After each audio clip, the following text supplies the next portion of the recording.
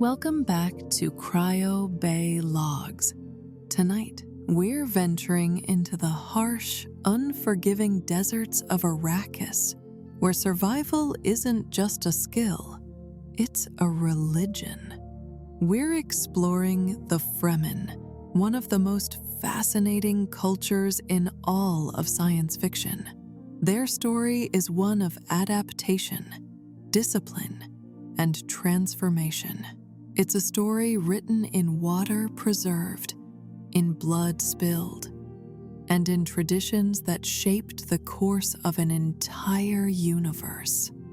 If you've been following the recent film adaptations, you've seen glimpses of this remarkable people. But tonight, we're going deeper. We're examining the philosophy behind their water discipline, the sacred rites that bound their communities together, and the legendary Fedaykin Death Commandos who became the most feared warriors in the known universe. So settle in, dim the lights, and let me take you on a journey to the desert planet, where every drop of moisture is sacred, and every tradition carries the weight of survival itself. The Fremen weren't always the hardened desert warriors we know from Frank Herbert's novels. Their story begins thousands of years before the events of Dune, with a people called the Zensunni Wanderers. These were refugees, religious minorities fleeing persecution across the settled worlds of the Imperium. Their faith combined elements of Zen Buddhism and Sunni Islam, creating a unique spiritual tradition that would evolve dramatically over the centuries. They wandered from planet to planet, never finding a permanent home, always moving, always seeking sanctuary from those who would oppress them for their beliefs. Eventually, their long journey brought them to Arrakis, a planet so hostile that no one else wanted it. At least, not at first. The early Zensunni settlers who arrived on this world found a nightmare landscape. Temperatures that could reach 70 degrees Celsius during the day, sand that stretched in every direction, broken only by rocky outcroppings and wind-carved stone formations. No surface water, no rain, no oceans, rivers, or lakes, just endless desert and the constant grinding heat that could kill an unprepared person in hours. Most rational people would have looked at Arrakis and moved on, searching for a more hospitable world. But the Zensunni had nowhere else to go. They'd been rejected everywhere else. So they stayed. And in staying, they were forced to adapt in ways no other human culture had ever attempted. Over generations, they transformed themselves. The Zensunni Wanderers became the Fremen, and Arrakis became their home in the truest sense. They didn't just survive the desert. They mastered it, understood it, became one with it in ways that would eventually give them power beyond anything the Imperium could imagine. But that mastery came at a price. It required a level of discipline, particularly regarding water, that bordered on the fanatical. It demanded social structures built entirely around collective survival. It created a warrior culture where violence wasn't just accepted, but celebrated, where trial by combat settled disputes and determined leadership. And it forged a spiritual tradition centered on the giant sandworms that ruled the deep desert, creatures the Fremen called Shai Hulud, the makers, the physical embodiments of God Himself. The desert that forged them. To understand the Fremen, you first have to understand Arrakis. This isn't a world that merely challenges its inhabitants. It actively tries to kill them. Every moment spent on the surface of Arrakis is a battle against an environment designed to extract every molecule of moisture from the human body.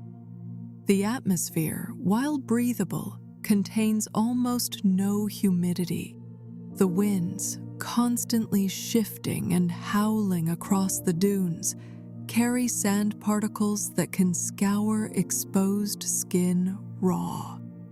The sun, Canopus, beats down with relentless intensity, turning the desert into a kiln that bakes everything beneath it. Water on Arrakis isn't scarce. It's virtually non-existent. The mountains hold some moisture trapped deep in their rocks, but accessing it is dangerous and difficult. There are no streams, no springs, no natural water sources on the surface. The planet's ecology is dominated entirely by the sandworm life cycle. These massive creatures, some reaching lengths of over 400 meters, are intolerant of water.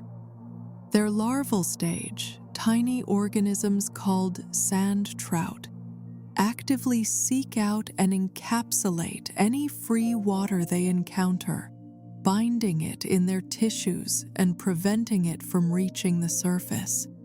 The result is a planet-wide desert, arguably the most hostile environment humans have ever attempted to colonize.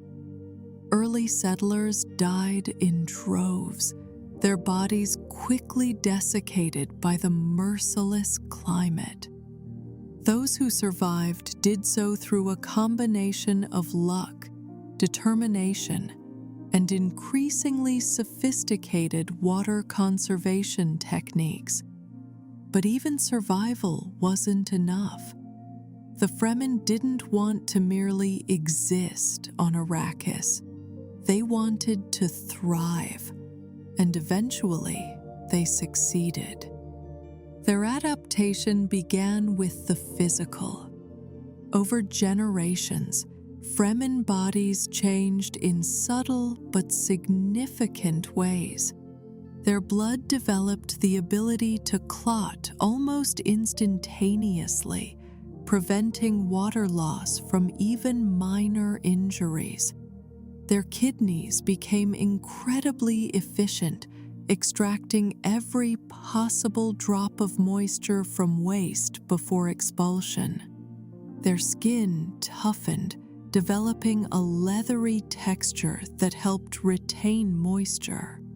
Even their eyes changed, turning the deep blue color known as the eyes of Ibad, a side effect of lifelong spice consumption, but also a mark of their adaptation to the desert. But physical adaptation was only part of the equation. The Fremen also developed technology specifically designed for their environment. The stillsuit represents perhaps their greatest achievement in this regard.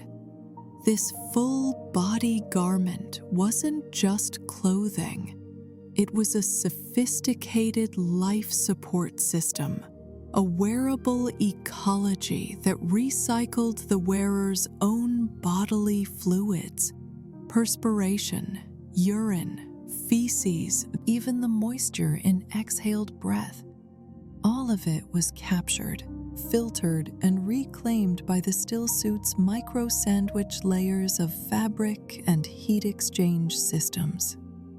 The principle was elegant in its simplicity. The inner layer, pressed against the skin, was porous, allowing perspiration to pass through while cooling the body through a near-normal evaporation process. The next layers contained heat exchange filaments and salt precipitators. As the body moved, as the wearer breathed, these movements provided the pumping force that circulated the reclaimed water through filters and into catch pockets. A tube at the neck allowed the wearer to drink this recycled water whenever needed. The thigh pads processed solid waste, extracting moisture and leaving only dry matter behind. A properly maintained Fremen stillsuit could reduce daily water loss to less than a thimbleful. Think about that for a moment. In normal desert conditions, a human body can lose 10 liters of water or more per day through perspiration alone. The stillsuit reduced that loss to approximately 5 milliliters. It was a technological miracle that made long-term survival in the deep desert possible, transforming Arrakis from an uninhabitable hell into a challenging but navigable environment for those who understood its systems. But technology alone couldn't create the Fremen culture. That required a complete reimagining of how humans related to water itself. On most worlds, water is abundant, cheap, taken for granted. You wash with it, cook with it, even waste it without a second thought. For the Fremen, such attitudes were not just foolish. They were blasphemous. Water was life itself, and every drop was sacred, belonging not to individuals but to the tribe as a whole.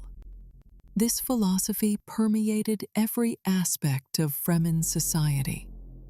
Children were taught from their earliest days that their body's water was a gift from the tribe, held in trust, to be preserved with absolute discipline until death returned it to the communal stores. Adults wore their stillsuits constantly when outside the sietch, treating the maintenance of these garments with ritualistic care. To allow one's stillsuit to fall into disrepair, to lose even a few extra milliliters of water through negligence, was considered a moral failing that brought shame to the entire family. The Fremen even developed a complex system of water accounting, measuring an individual's worth to the tribe partly through their water contribution. Water rings, worn on special occasions, indicated a person's water wealth. These weren't just decorative, they were a form of currency, a measure of status, a physical representation of one's value to the community. A wealthy Fremen might possess several liters of water beyond their body's basic needs. A poor one lived on the edge, barely maintaining the minimum required for survival. This obsession with water, born of desperate necessity, created a culture unlike any other in the Imperium. While the great houses squabbled over spice production and political influence, while the Spacing Guild hoarded its monopoly on interstellar travel, the Fremen built their entire civilization around the most basic substance in the universe. And in doing so, they became something extraordinary.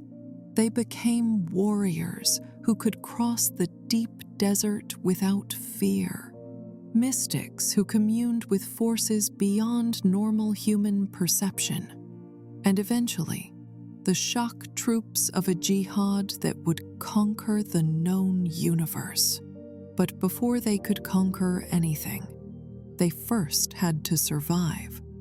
And survival on Arrakis required more than just technology and physical adaptation. It required social structures designed specifically for their harsh environment, communities that could function in the deep desert where individualism meant death and collective discipline meant survival. Water discipline, the sacred covenant. The stillsuit technology, remarkable as it was, represented only the physical expression of a much deeper cultural phenomenon. Water discipline among the Fremen went far beyond the mechanics of moisture reclamation. It was a complete philosophy, a way of life, a religious conviction that shaped every action, every decision, every interaction within their society. To understand the Fremen, you must first understand their relationship with water. It wasn't simply practical. It was sacred. Imagine growing up in a culture where spitting is the highest form of respect, where tears are considered precious gifts, where the moisture in a corpse is more valuable than any material possession the deceased might have owned. This was the reality for every Fremen child. From the moment they could understand language, they learned the litany of water conservation. They learned that their body's moisture belonged to the tribe, that wasting water was not just foolish but morally wrong, that the discipline of preservation separated civilized Fremen from the water-fat off-worlders who squandered this most precious resource. In the deep desert, stillsuit discipline reached its most extreme form. Every Fremen knew the protocols by heart.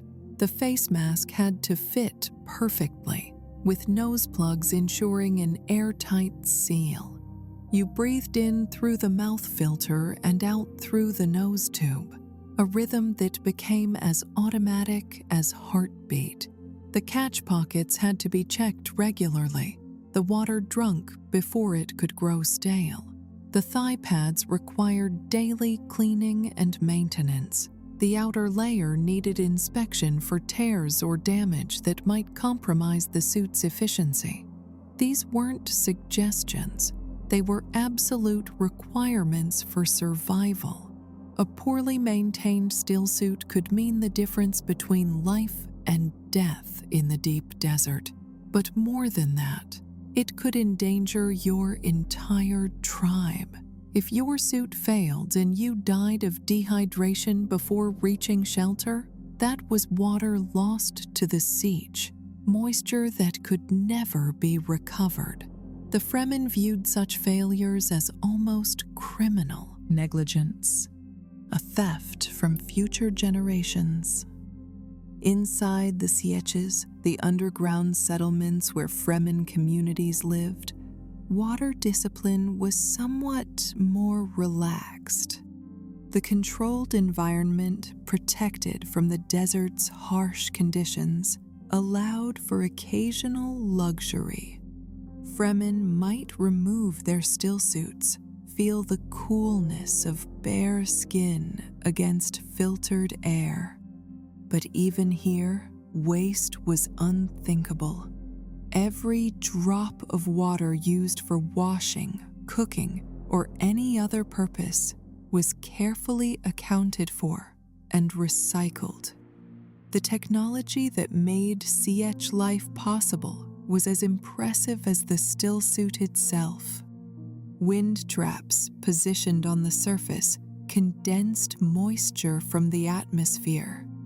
These devices capitalized on the temperature differential between day and night, capturing the tiny amounts of humidity present in Arrakis's air and channeling it into underground storage basins.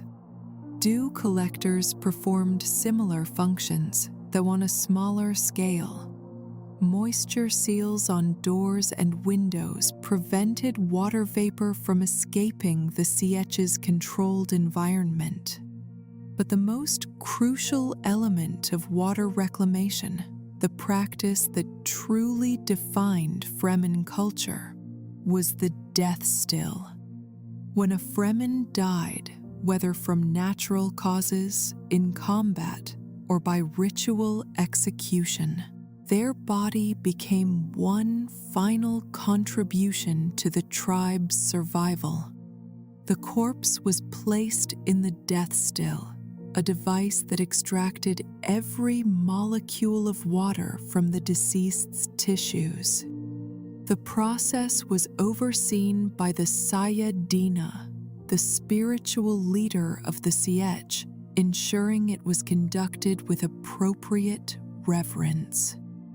Think about what this means for a moment. Your entire life, your body's water belongs to the tribe, and even in death, you return that water to your people, allowing them to continue the struggle for survival. It's a practice that might seem morbid to outsiders, but to the Fremen, it was the ultimate expression of community and continuity. You were born from the tribe's water stores. You lived using water preserved by previous generations, and you died knowing your moisture would sustain those who came after. The funeral rites surrounding this process were elaborate and deeply meaningful. On the evening of a death, the entire Sietch would gather around a mound formed from the deceased's belongings and the water bag containing their reclaimed moisture. The Naib, the Sietch leader, would speak first, declaring himself a friend of the dead person and describing how they had helped or taught him. He would take one item from the mound as a remembrance, claim certain pieces for the deceased's family, and set aside the crysknife to be left with the body's remains in the desert. Other members of the tribe would follow this same ritual, each speaking of their connection to the deceased, each taking a token to remember them by. Then the entire community would chant a prayer, committing the person's spirit to Shai-Hulud, the great sandworm who was both their god and the dominant force of their world. The Sietch watermasters would take the bag of reclaimed water and pour it ceremonially into the communal basin, with everyone watching as the final gift was added to the tribe's stores. This ritual served multiple purposes. It honored the deceased, yes, but it also reinforced the fundamental truth of Fremen existence. Individual life is temporary, but the tribe continues. Your water returns to the basin. Your possessions are distributed among those you loved. Your spirit goes to Shai-Hulud. And the Sietch, the community that gave you life and meaning, endures. There were exceptions to this practice, cases where water would not be reclaimed. If someone committed a crime so heinous that it contaminated their very essence, their water might be considered tainted and poured onto the sand rather than added to the tribal stores. This was the ultimate dishonor, worse than death itself. It meant your entire existence was rejected, that even your final contribution was refused. When Aaliyah Atreides was possessed by the ego memory of Baron Harkonnen and ultimately destroyed, her water was poured out rather than preserved. A statement that the thing she had become was no longer truly Fremen. The battlefield presented special circumstances for water reclamation. After combat, Fremen women and children would move across the field of battle with crysknives and death stills, killing wounded enemies and extracting their water. This wasn't cruelty in the traditional sense. It was practicality combined with spiritual duty. The enemy was already dying. Why allow their water to evaporate uselessly into the desert when it could sustain the tribe? From the Fremen perspective, this was almost merciful. They were ending suffering while simultaneously honoring the fundamental law that water must never be wasted. Enemies' water was handled differently from that of natural deaths. The water reclaimed from those killed in group combat was considered held in common by all the tribe, credited to no individual. But when water was taken in personal combat, in duels or challenges, special rules applied. In the ritual combat called Tahadi, when two Fremen fought to the death, they fought without stillsuits. The victor gained the loser's water, literally drinking it to replenish what they'd lost during the fight. What remained was measured and recorded, becoming part of the victor's personal water wealth. This practice might seem brutal, but it served important functions in Fremen society. It made challenges more meaningful. You weren't just risking your life, you were risking your water, your contribution to the tribe's survival. It forced combatants to consider whether their grievance was truly worth this ultimate wager. And for the victor, the gain of water represented more than just material wealth. It was tangible proof of their superiority, validation that they deserved to survive, while their opponent did not. Spitting, in this context, became a gesture of profound respect. To deliberately expel moisture from your body, to waste water on another person, was to say their worth exceeded even this most precious resource. When a Fremen spat at your feet, it wasn't an insult. It was the highest honor they could bestow, a physical demonstration that you were valued above water itself. Off-worlders who didn't understand this custom often misinterpreted the gesture, leading to confusion or sometimes violence when Fremen attempted to show respect and were rebuffed. Similarly, tears held special significance. Crying was rare among the Fremen. Their bodies, adapted to water conservation, didn't waste moisture on emotional displays. When a Fremen did shed tears, it was a gift beyond measure. Paul Atreides learned this during the funeral rite for Jameis, the Fremen warrior he killed in ritual combat. As Paul wept, feeling genuine grief for the man he'd been forced to kill, the Fremen around him were awed. They had never seen such a thing. "He gives water to the dead," they whispered. It was a gesture so extravagant, so wasteful, and yet so deeply moving that it cemented Paul's place among them more effectively than any words could have done. Water discipline extended even to the smallest details of daily life. When Fremen worked with their hands, performing delicate tasks that required bare skin, they would rub their hands with leaves from the creosote bush. This plant extract helped seal the pores, reducing moisture loss during the period when gloves couldn't be worn. When traveling, Fremen planned their routes and schedules around water availability and conservation. They knew precisely how much water their bodies would need for any given journey, accounted for it to the milliliter, and carried exactly that amount with no excess.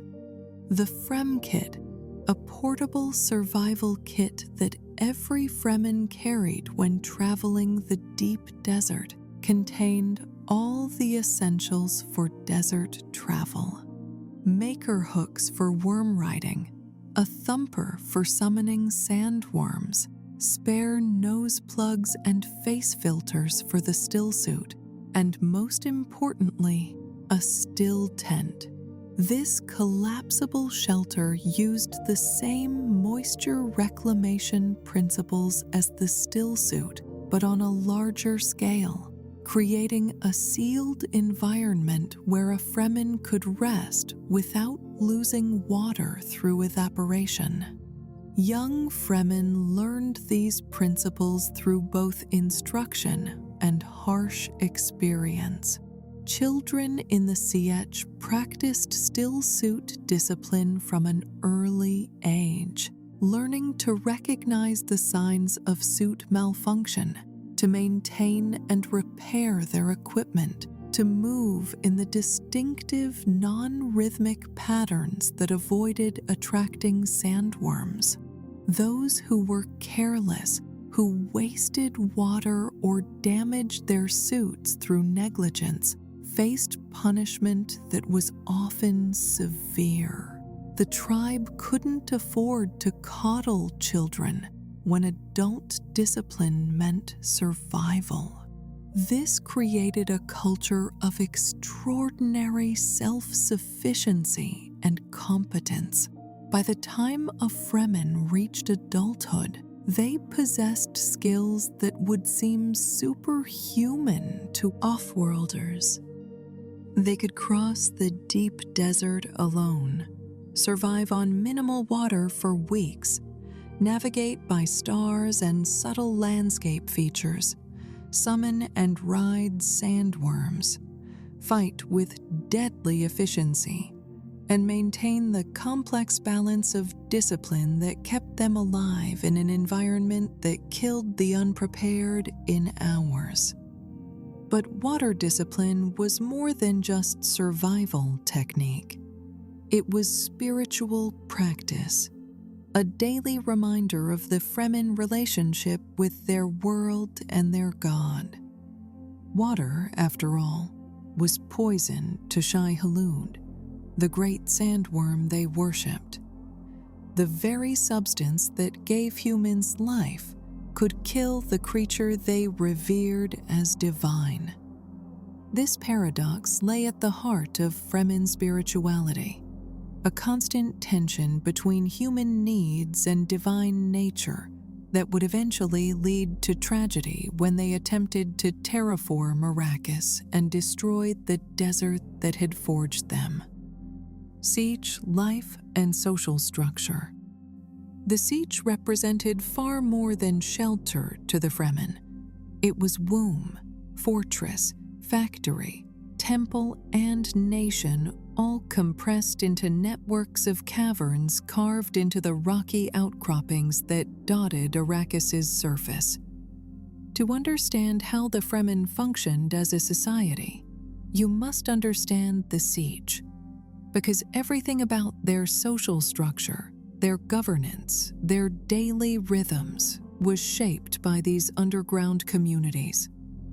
A typical Sietch might house anywhere from a few hundred to several thousand individuals, all living in a carefully organized warren of chambers and tunnels. Some of these spaces were natural, carved over millennia by the rare water that had once flowed through Arrakis's mountains. Others were excavated by generations of Fremen labor, expanded and refined to meet the community's growing needs. The result was a complex, three-dimensional city, hidden from orbital observation, insulated from the desert's temperature extremes, and designed specifically for communal survival. The physical structure of a Sietch reflected Fremen priorities.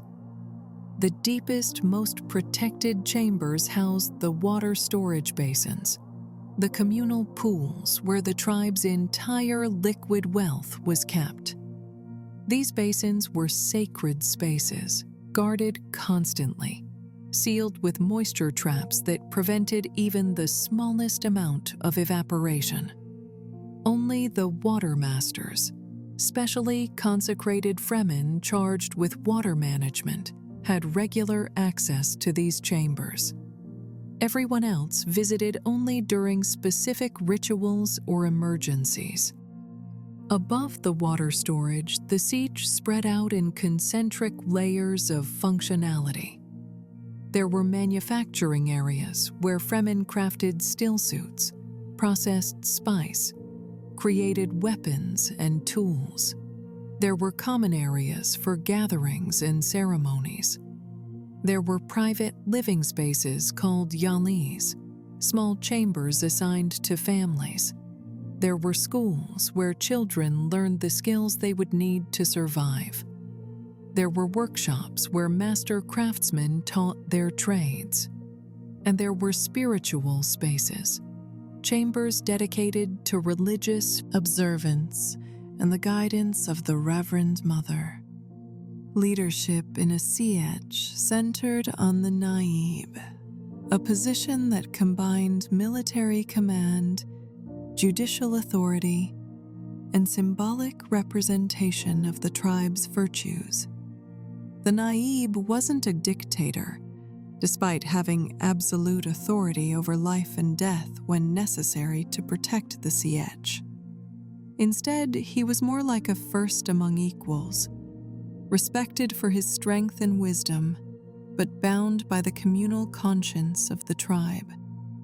Every Fremen understood their duty. The Naib's role was to embody and enforce that duty, not to define it arbitrarily.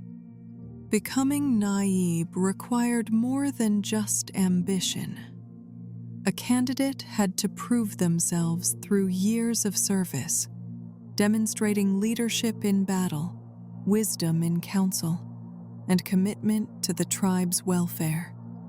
When the time came to challenge for leadership, the candidate would invoke the Tahadi challenge, calling out the current Naib for ritual combat to the death. This wasn't simple murder. It was a test, a public demonstration that the challenger possessed the strength and skill necessary to lead. If the current Naib was still strong, still capable, he would prevail and retain his position. If he had grown weak or incompetent, the challenger would win and assume leadership. This system might seem brutal, but it served important purposes. It ensured that leadership remained vigorous and competent. A Naib who knew he might face challenge at any time had strong incentive to maintain his fighting skills and avoid decisions that would alienate the tribe. It also provided a clear mechanism for leadership transition, without the political intrigue and hidden maneuvering that plagued the great houses of the Imperium.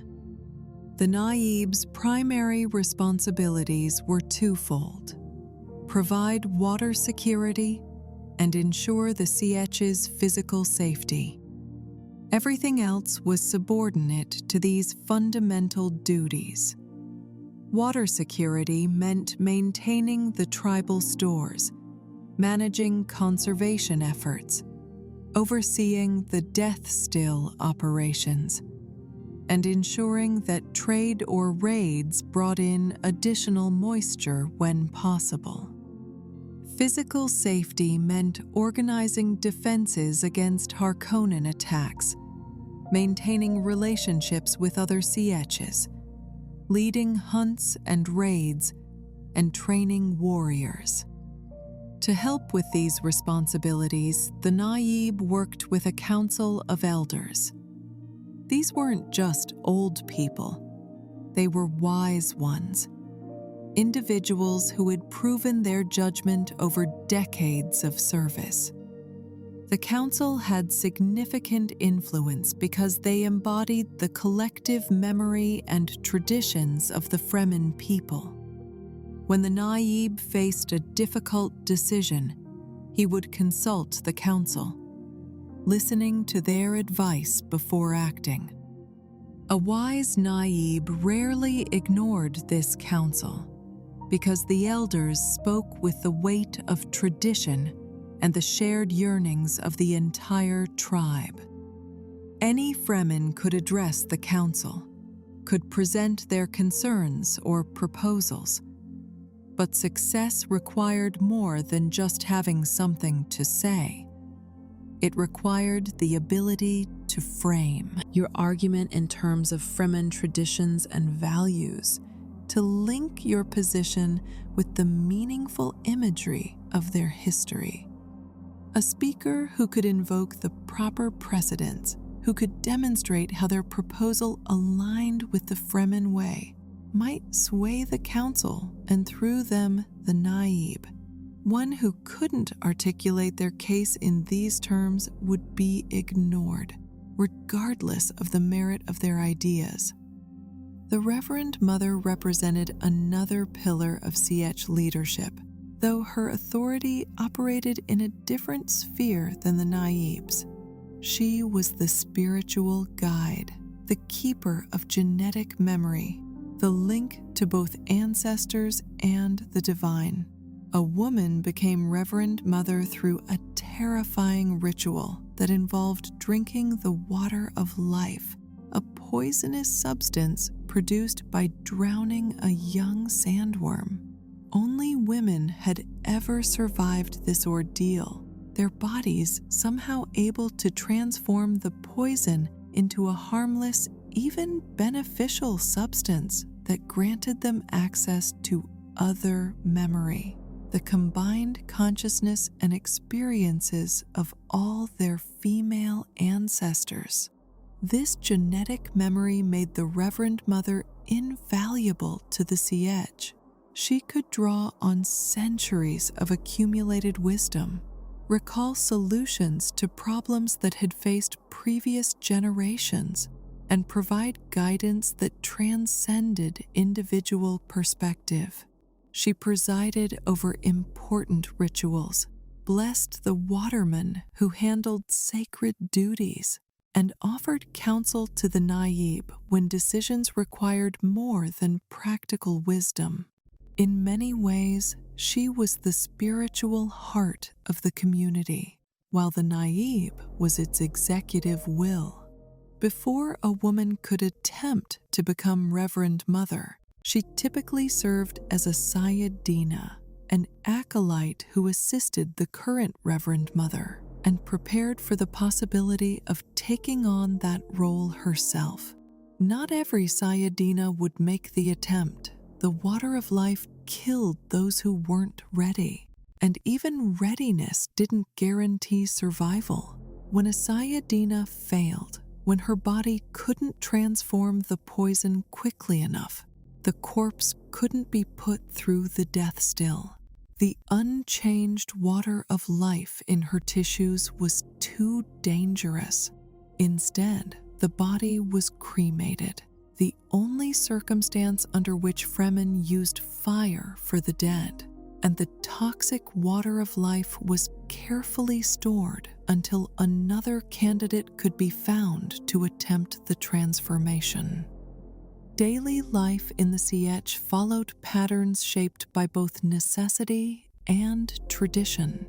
Adults worked at various tasks, manufacturing still suits, processing spice into fibrous form for storage and trade, maintaining the Sietch's infrastructure, teaching children, or training for combat. The work was communal, with specialization based on skill, but with the understanding that everyone contributed to survival. There was no leisure class among the Fremen, no one whose existence depended on others' labor without reciprocal contribution. Children had their own schedule of education and training. They learned the technical skills they would need: stillsuit, maintenance, desert navigation, water conservation, spice recognition. and eventually combat techniques. But they also learned the spiritual and social knowledge that made them Fremen, the chants and prayers, the history of their people, the proper forms of ritual and respect, the stories of Shai-Hulud and the prophesied savior who would lead them to paradise. Fremen society was patriarchal and polygamous, particularly among the leadership class. A successful Naib might have multiple wives, each managing her own household within his Yali. This wasn't just personal indulgence. Multiple wives meant more children, and more children meant the tribe's future was secure. Given the harsh environment and the frequency of death in combat, maintaining population was a constant concern. Large families were celebrated because they represented the tribe's continuity. But women weren't powerless within this structure.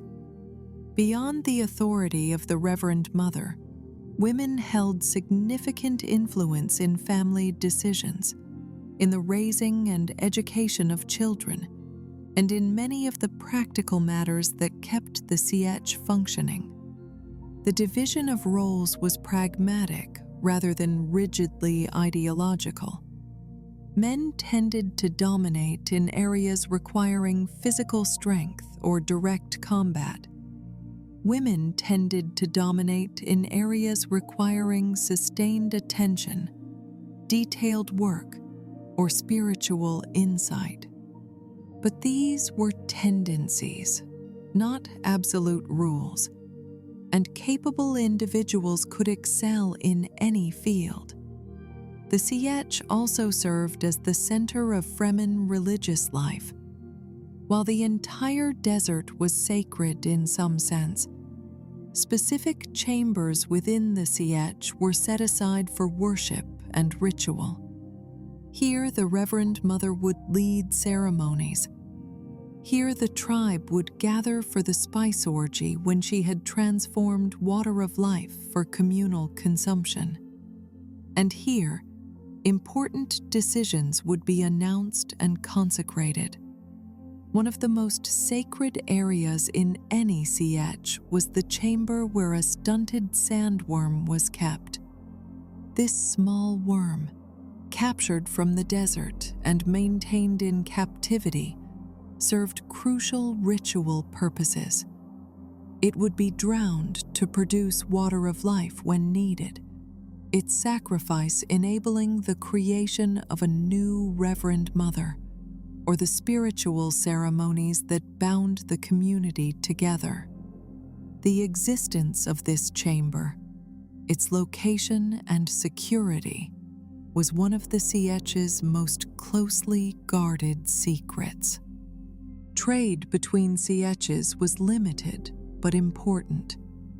Each community maintained its independence, its autonomy under its own Naib, but they recognized their common heritage and struggles, considering themselves part of a broader brotherhood called the Ichwan Bedouin.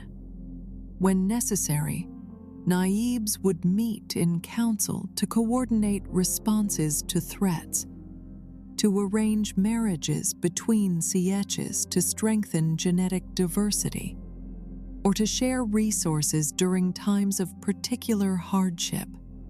These inter-Sietch relationships were complex and sometimes contentious. A strong Sietch with capable leadership might dominate regional life, politics, its Naib effectively directing the actions of several allied communities. A weak Sietch might find itself marginalized, forced to accept unfavorable terms in trade or alliances. But outright conquest or absorption was rare. The Fremen understood that their survival depended on maintaining multiple independent communities. If one sietch fell to Harkonnen attack or natural disaster, others would endure, preserving the Fremen way of life. This distributed structure made the Fremen surprisingly resilient compared to more centralized societies. When Paul Atreides arrived and began uniting the sietches under his leadership, he wasn't creating something from nothing. He was activating existing networks, transforming autonomous communities into a coordinated force. The social structures were already in place. The traditions of cooperation and mutual support were established. Paul simply provided the catalyst, the prophesied leader around whom these separate threads could weave themselves into a weapon that would reshape the universe. Sacred rites and ceremonies. Religion wasn't separate from daily life for the Fremen. It permeated everything, infused every action with spiritual significance, transformed practical necessities into sacred duties. Their rituals weren't just symbolic observances performed on special occasions. They were the framework through which the Fremen understood their existence, their relationship with the desert, and their connection to the divine presence they called Shai-Hulud. The most fundamental ceremony in Fremen life was the funeral rite, which we've touched on but deserves deeper examination. When someone died, the community's response followed a precise ritual pattern that had been refined over countless generations. The body was taken immediately to the death still, where the Sayadina supervised its processing. This couldn't be delayed. In Arrakis's climate, decomposition began quickly, and with it came water loss that the tribe could ill afford. As the body yielded its moisture, the Sayadina would prepare the water bag, a container specifically designed to hold the deceased's contribution. Meanwhile, the dead person's family and friends would gather their belongings, creating the mound that would serve as the ritual's focal point. Everything the person had owned, except for their most personal items, would be included in this display. Tools, clothing, water rings, weapons, everything. At sunset on the evening of the death, the entire sietch would assemble around this mound. The timing was significant. The Fremen believed that the moon, rising at dusk, would summon the dead person's spirit, calling it to travel into the next world. The Naib would speak first, as was his right and duty. He would approach the mound, declare himself the deceased's friend, and tell a story from his own experience of how this person had helped or taught him. Then, he would select one item from the mound as a personal remembrance. Naib would also identify items that should go to the deceased's immediate family, ensuring they received what was rightfully theirs. Most importantly, he would set aside the Chris knife, the sacred blade made from a sandworm's tooth that every adult Fremen carried. This knife would be left with the body's empty remains when they were taken to the desert, a final gift returned to Shai-Hulud. After the Naib, other members of the sietch would come forward in order of their relationship to the deceased. Close friends and relatives first, then those who had worked alongside them. Then anyone who wished to pay respects, each would tell their story, select their token of remembrance, and step back into the gathered crowd. The ritual could take hours. If the deceased was well loved and had touched many lives. When the personal tributes concluded, the entire community would join in the ritual chant, a prayer that committed the deceased spirit to Shai-Hulud. The words varied slightly between sieges, but the essential meaning remained constant. We are dust, and to dust we return. Our water flows to the tribe, our spirit to the Maker. In the name of Shai-Hulud, we release our brother. In the name of the tribe, we accept his gift. The water masters would then approach with the water bag containing the deceased's reclaimed moisture. In a gesture of profound reverence, they would open the bag and pour its contents into the communal basin, allowing everyone present to witness this final contribution.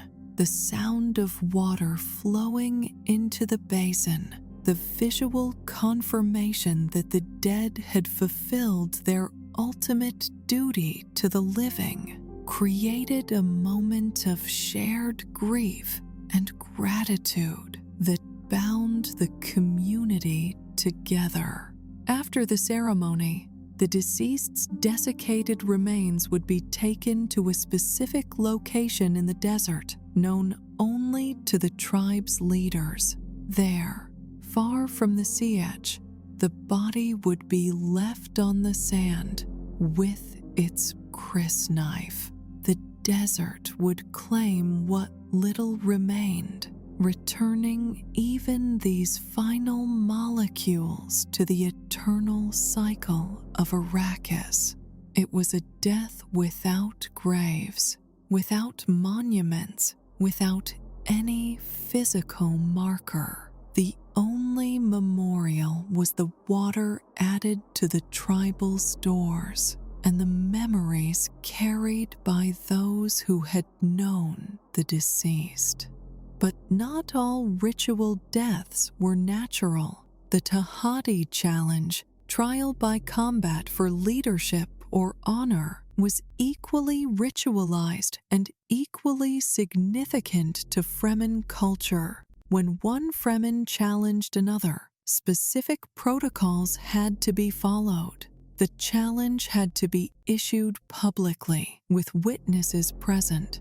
The Naib had to acknowledge it and set the terms if it concerned leadership succession. Both combatants had to remove their stillsuits, fighting in bare skin, to ensure that the victor could claim the loser's water directly. The combat itself was brutal and almost always fatal. Fremen fighting technique, which we'll explore in more depth shortly, was designed to kill efficiently. There were no rules about fair fighting, no prohibition against any particular move or weapon. The crysknife was typically used, but any weapon could be employed if both parties agreed. The fight continued until one combatant was dead, or so severely injured they couldn't continue. The victor's first act was to drink from the fallen opponent, literally consuming their blood and bodily fluids to replace what had been lost during the combat. This wasn't just practical hydration, it was a spiritual act, a literal incorporation of the defeated warrior's essence into the victor. The Fremen believed that by consuming their opponent's water, they gained some measure of their strength, their skill, their very being. It was the ultimate form of respect, acknowledging that the fallen warrior was worthy enough that their essence should continue, even if only as part of the victor's body. What remained after this initial consumption would be measured and recorded by the water masters, then added to the victor's personal water wealth. If the defeated warrior had been particularly formidable, if they had fought with great skill and courage, this could represent a significant addition to the victor's status and resources. The rest of the body would be processed through the death still like any other death, with the water distributed according to established custom. Perhaps the most mysterious and dangerous ritual in Fremen culture was the spice orgy, a ceremony that occurred after a Reverend Mother successfully transformed the water of life. This ritual served multiple purposes. It celebrated the new Reverend Mother's survival and transformation. It allowed the entire Sietch to participate in an expanded consciousness experience, and it renewed the community's spiritual bonds. The transformed water of life, now harmless after being processed through the Reverend Mother's body, would be mixed into a larger quantity of water and distributed to all adult members of the Sietch. The effects were profound and varied. Participants experienced heightened awareness, sometimes approaching prescient visions. They felt a deep connection to one another, a temporary dissolution of individual boundaries that created a sense of communal consciousness. Time seemed to stretch and compress simultaneously, minutes feeling like hours, while hours passed in what seemed like moments.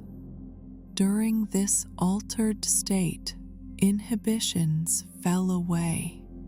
The normal social strictures relaxed, allowing for behaviors that would be unthinkable during ordinary Sietch life.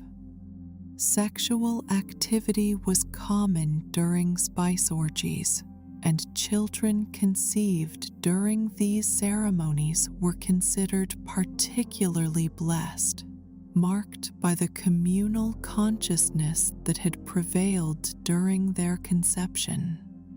The Reverend Mother would guide the experience, using her connection to other memory to channel the collective unconscious of the tribe's ancestors into the present moment. These ceremonies could be dangerous.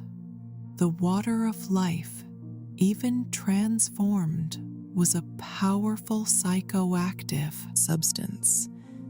Individuals with weak constitutions or unstable minds sometimes suffered permanent damage from the experience.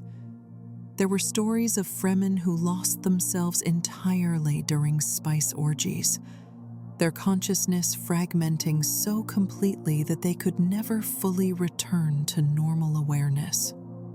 But these risks were accepted as part of the price for communal transcendence, for the shared vision that reinforced tribal bonds and connected the present generation to all those who had come before.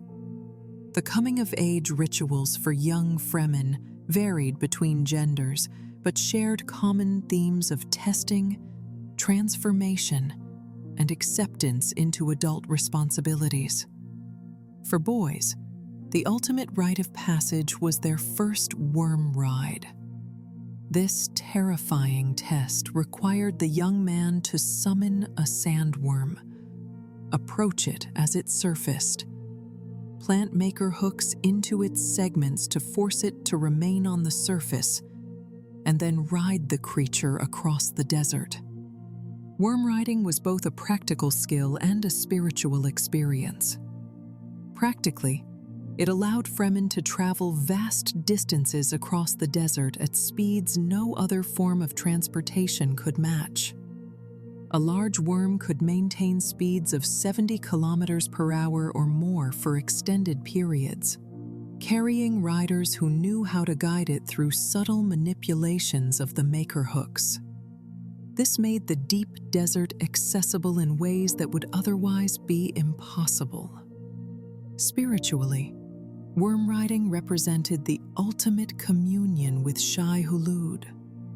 You were literally mounted on the back of God, directing His movements through your will and skill, traveling across the desert that was His domain. The experience was transformative for most young Fremen. The first time you felt the enormous power of a sandworm beneath you, felt its segments rippling as it moved, heard the hissing of sand across its rings. You understood viscerally your place in the desert's ecology. The technique of worm riding required precise knowledge and perfect timing. First, you had to call a worm using a thumper, a device that created rhythmic vibrations in the sand. The pattern had to be right, regular enough to attract the worm's attention, but not so regular that it mimicked the movement of another worm. Once you saw the telltale ripples of sand that indicated an approaching worm, you had to position yourself in its path, timing your movement so you could leap onto its back as it surfaced. The moment of contact was crucial.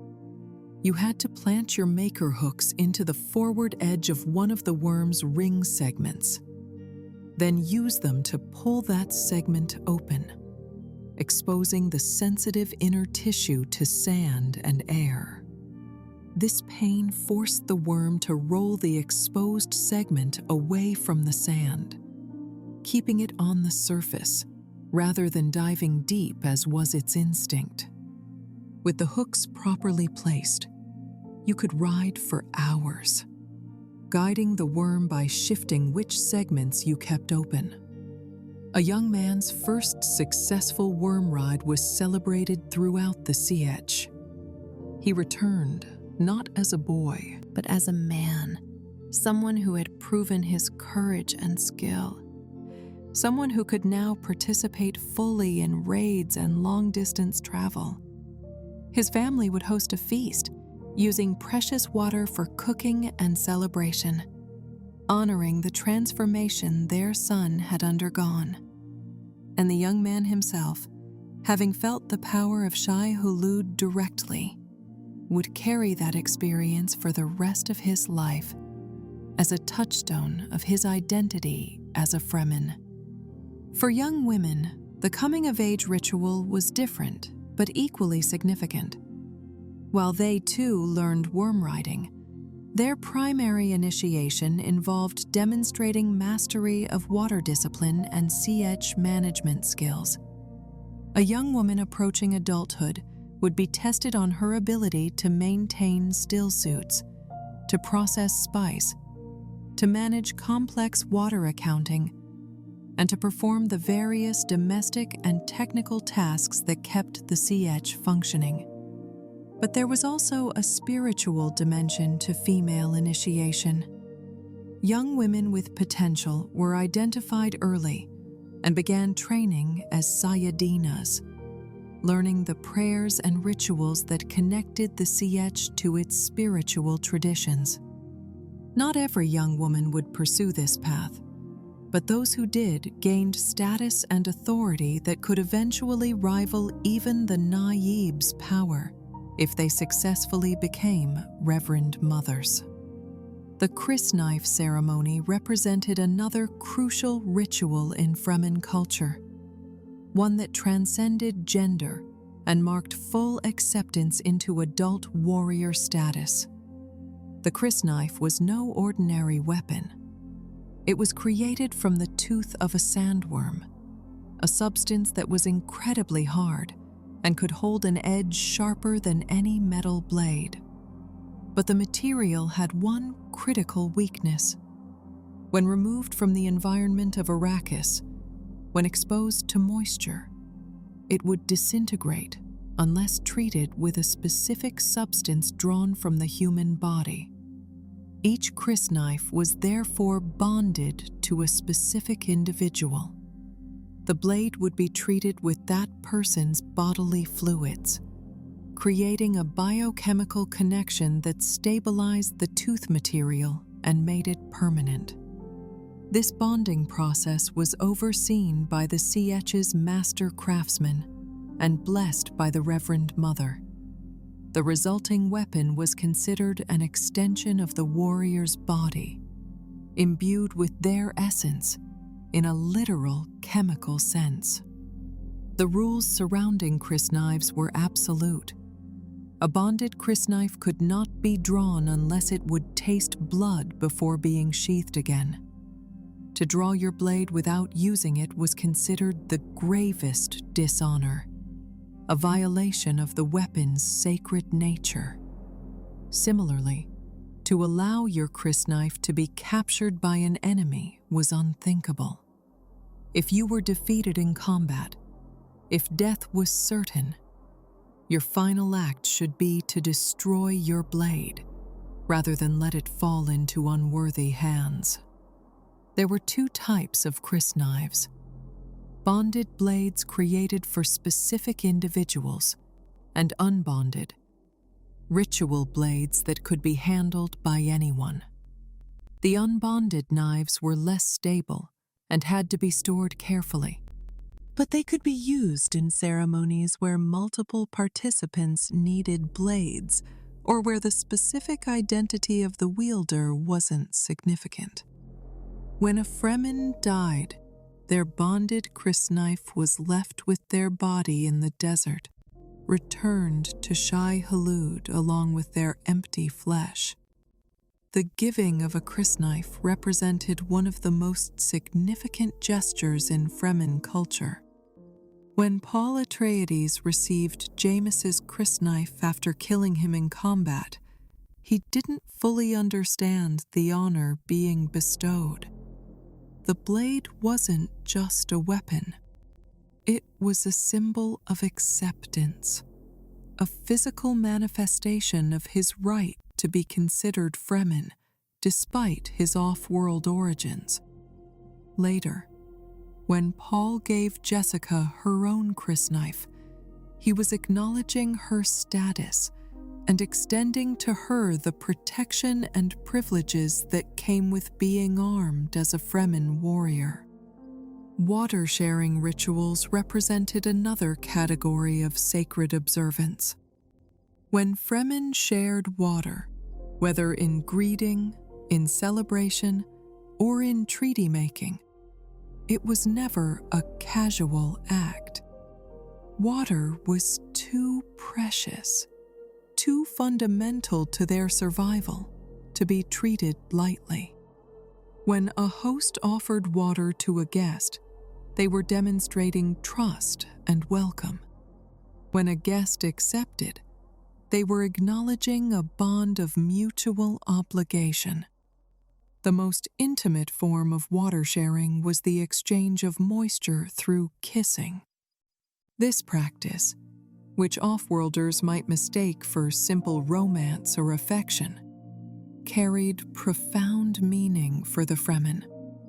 To deliberately share the moisture of your mouth with another person was to literally give them part of your body's water, to diminish yourself so they might be enhanced.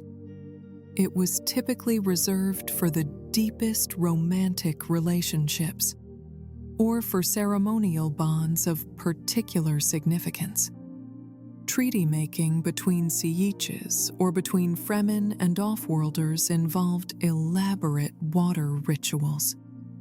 Both parties would bring water, pour it into a common vessel, and then share it in a ceremony overseen by reverend mothers from both communities if possible.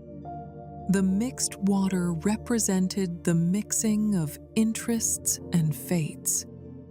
To betray a water treaty was considered worse than murder, a violation so fundamental that it marked the traitor as something less than human, unworthy of even having their water reclaimed.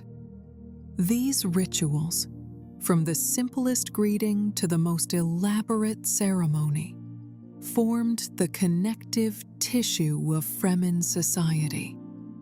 They reinforced shared values, created bonds of obligation and loyalty, and reminded every individual of their place within the larger community.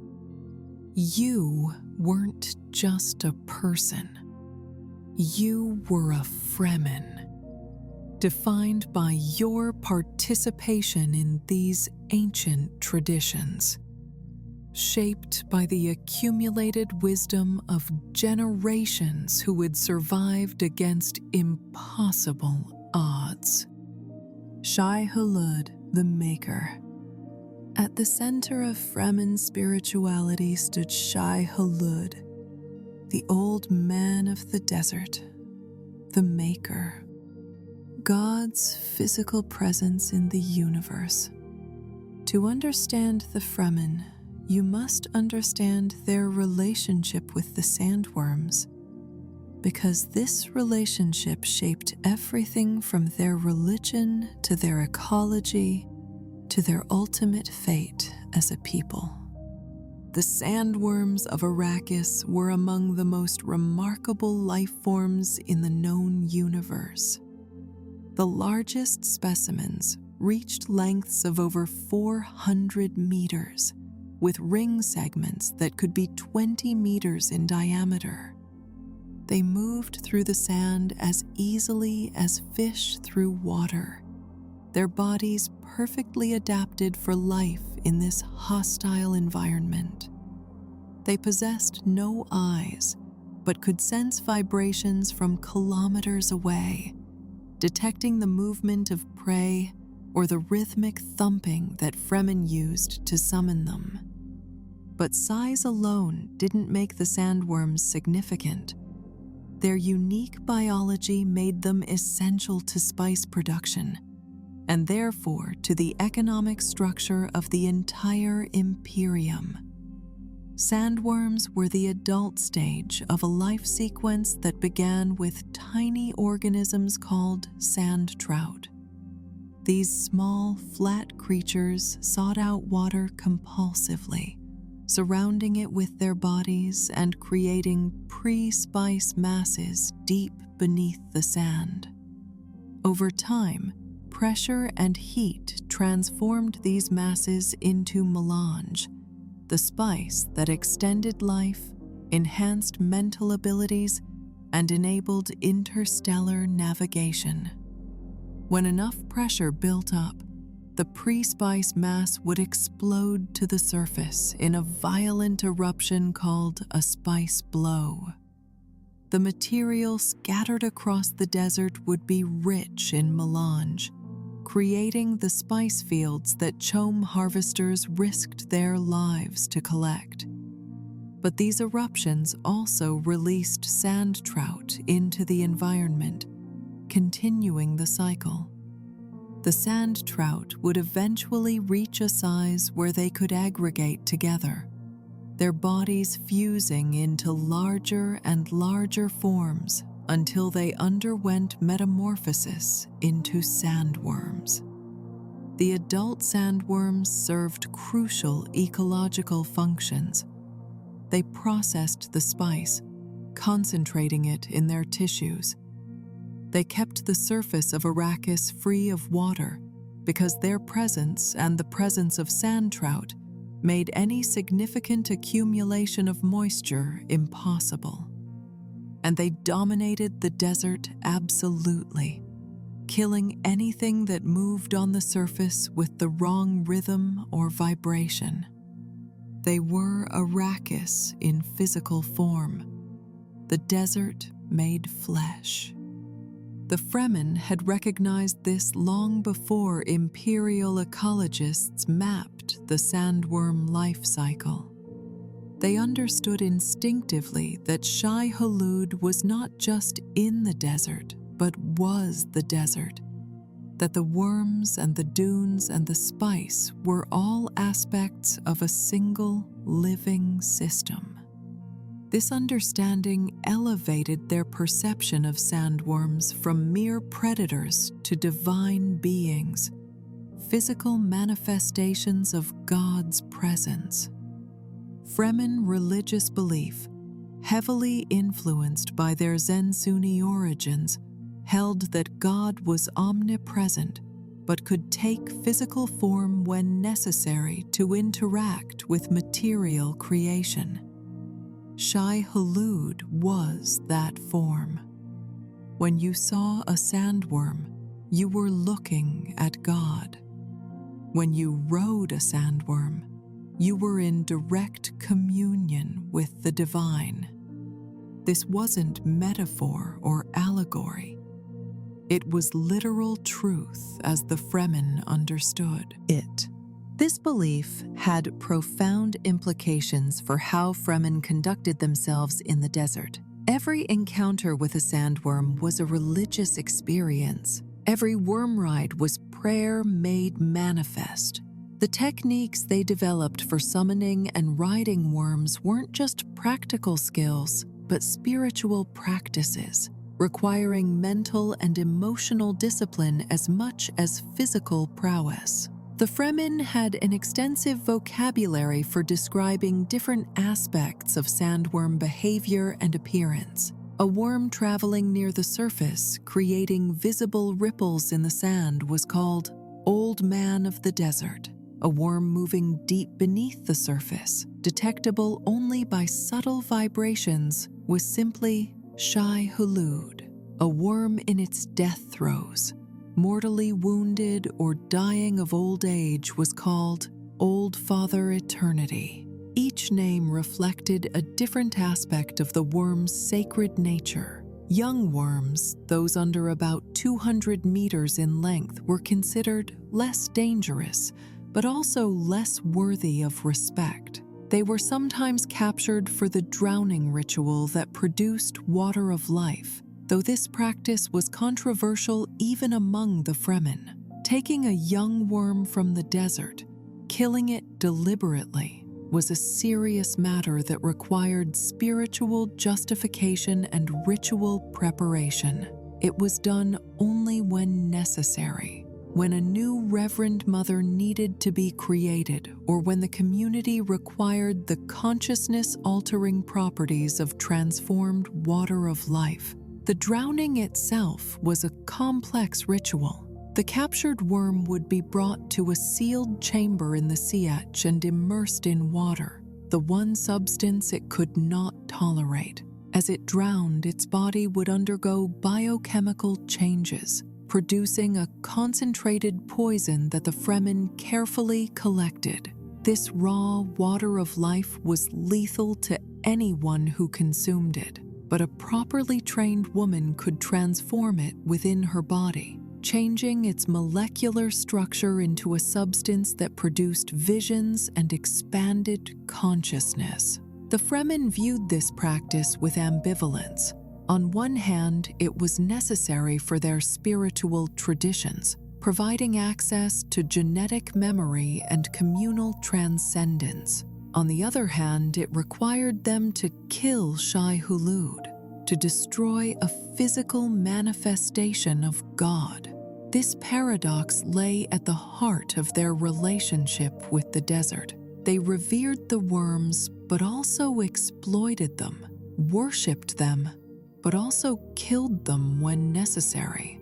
Worm riding represented a different kind of relationship with Shai-Hulud.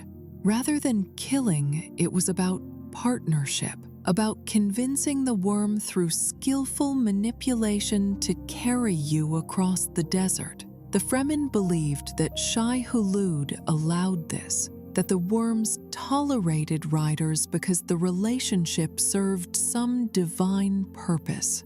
Whether this was true, or whether worms simply couldn't dive while segments were held open, was irrelevant. What mattered was the spiritual interpretation, the belief that successful worm riding represented approval.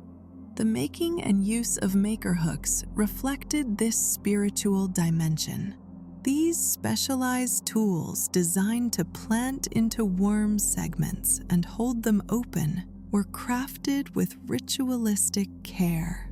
The metal had to be properly blessed, the mechanisms tested repeatedly, the entire assembly treated as sacred equipment rather than simple tools.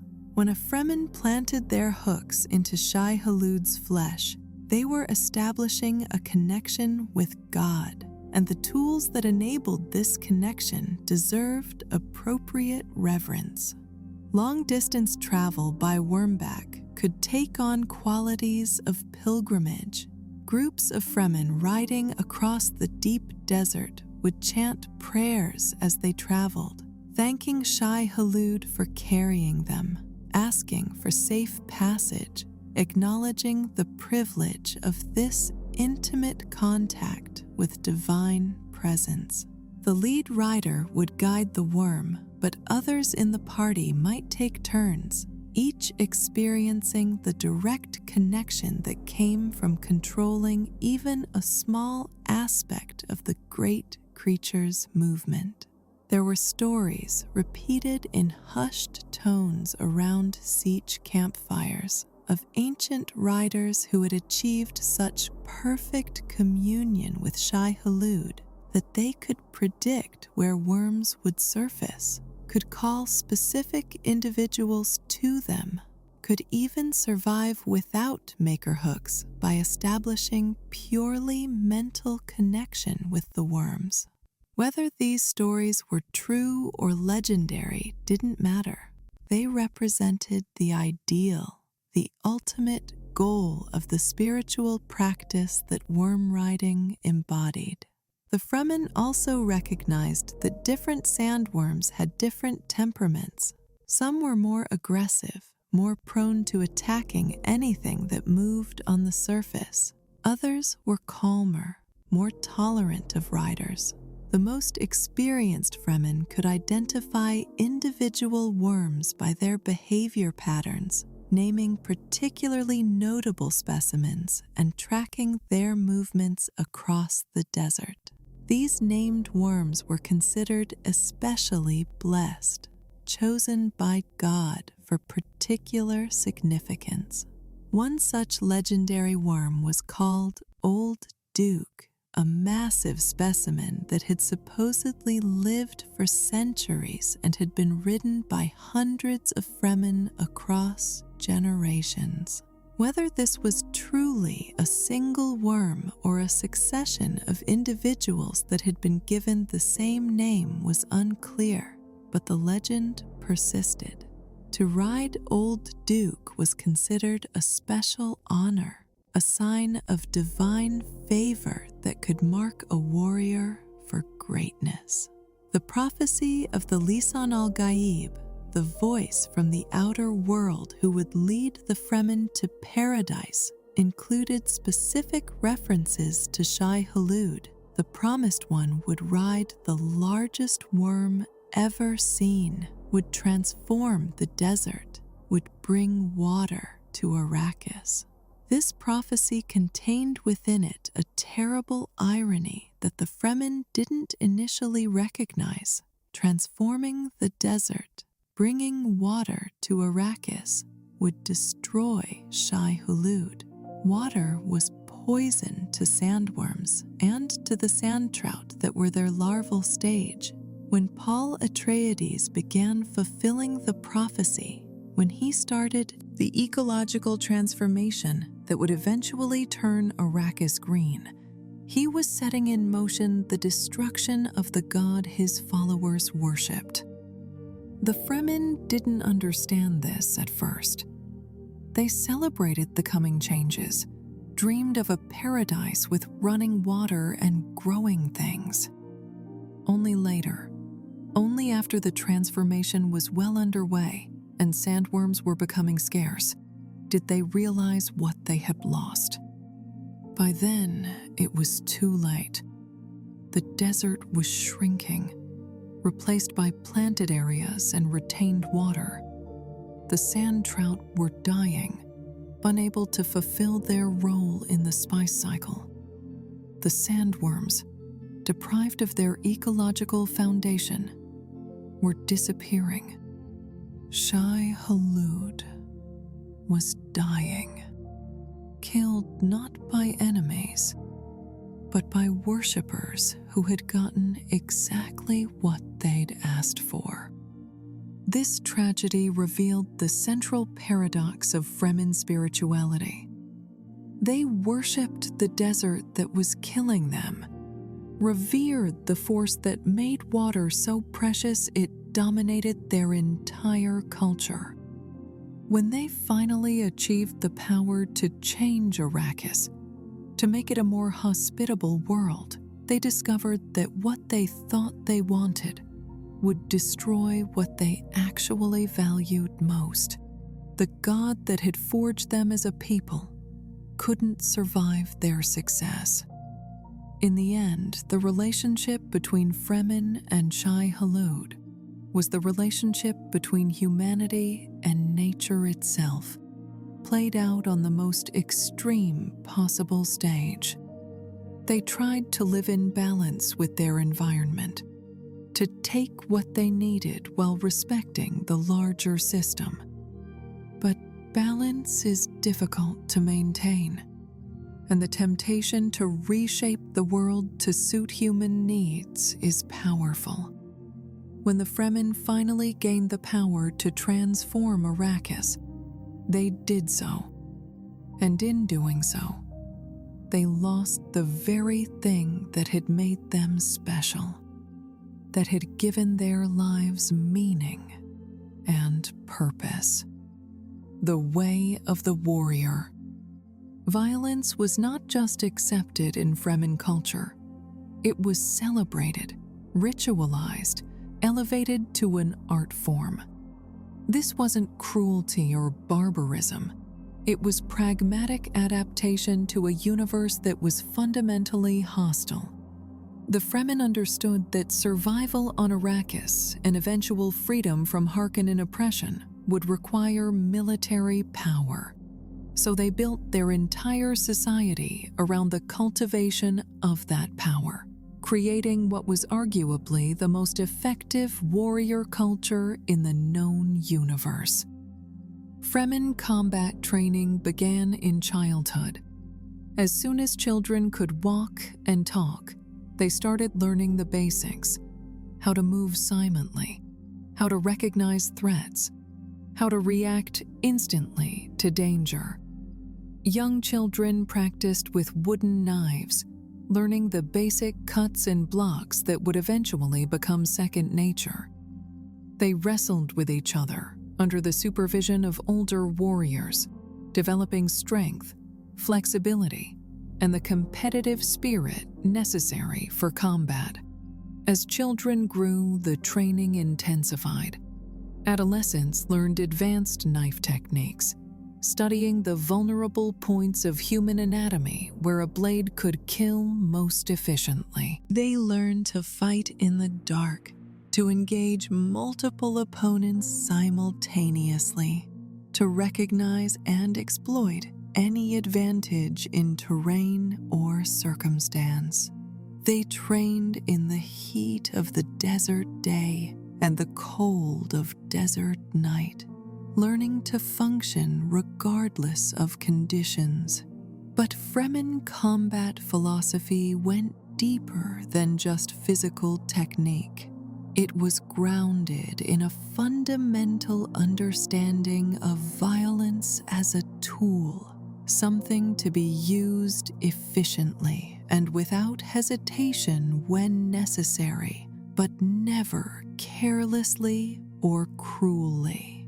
A Fremen warrior didn't fight for glory or sport. They fought to survive, to protect their tribe, to eliminate threats to the community. Every movement in combat should have purpose. Every action should bring you closer to victory. This philosophy produced a fighting style that was brutally effective, but also economical. Fremen didn't waste energy on elaborate techniques or flashy moves. They struck to kill, using the minimum motion necessary to accomplish that goal. A properly trained Fremen warrior could end a fight in seconds, their crysknife finding a vital organ before the opponent even registered the attack. This efficiency was especially important in the desert, where conserving energy and water was crucial, even during combat. The crysknife was the preferred weapon, but Fremen trained with various implements. They learned the Mala pistol, a spring-loaded dart gun that could penetrate shields, though ammunition was precious and each shot had to count. They trained with the kinjal, a double-bladed knife used for close combat. They mastered the use of maker hooks, not just for worm riding, but as weapons in desperate situations. They even learned bare-handed combat techniques for times when weapons were unavailable. Shield fighting presented special challenges. Personal shields, force fields that stopped fast-moving objects while allowing slow movements through, were common among off-world fighters. But shields attracted sandworms, making them suicidal to use in the deep desert. The Fremen, therefore, developed techniques specifically for fighting shield-protected opponents. They learned to move with deceptive slowness, accelerating only at the last instant to penetrate the shield, then withdrawing before the opponent could react. They learned to feint, to misdirect, to make their opponent commit to defending against attacks that never came. Paul Atreides, trained by expert swordmasters from his earliest youth, was shocked by Fremen fighting skill when he first encountered it. His training had been excellent, but it was designed for formal combat, for duels between armored opponents in controlled environments. Fremen fighting was raw, direct, and absolutely lethal. When he killed Jameis in ritual combat, Paul realized he was facing a completely different philosophy of violence, one that had been honed over thousands of years of desperate survival. The weirding way taught to the Fremen by Paul's mother, Jessica, represented a fusion of Bene Gesserit combat techniques with traditional Fremen methods. The Bene Gesserit were trained in extraordinary fighting techniques that capitalized on their superhuman levels of muscular and nervous control. They could move with blinding speed, strike with devastating force, read an opponent's intentions from the smallest physical tells, and use voice commands to control others' actions. Jessica, forced to flee with Paul into the deep desert, recognized that the Fremen's natural ferocity, combined with Bene Gesserit training, would create warriors of unprecedented capability. She began teaching selected Fremen women the basics of Bene Gesserit combat philosophy: total body control, economy of motion, use of an opponent's force against them. The women proved to be excellent students, their lifelong desert discipline giving them the focus and dedication necessary to master these advanced techniques. These women, in turn, began teaching male warriors, adapting the Bene Gesserit methods to incorporate traditional Fremen combat principles. The result was the Weirding Way, a hybrid fighting system that combined the best elements of both traditions. Fremen who mastered the Weirding Way became almost supernatural in their combat effectiveness, able to defeat opponents who by rights should have overwhelmed them through superior numbers or equipment. The addition of the Weirding Way to Fremen capabilities accelerated Paul's transformation of the tribes into an organized military force. Warriors who had already been formidable became devastating. Entire Harkonnen patrols could be wiped out by small Fremen raiding parties, the attackers moving with such speed and precision that the enemy couldn't mount an effective defense. The Weirding Way gave the Fremen the edge they needed to transition from defensive survival to offensive conquest. But raw fighting skill wasn't enough. The Fremen also developed sophisticated strategic and tactical understanding.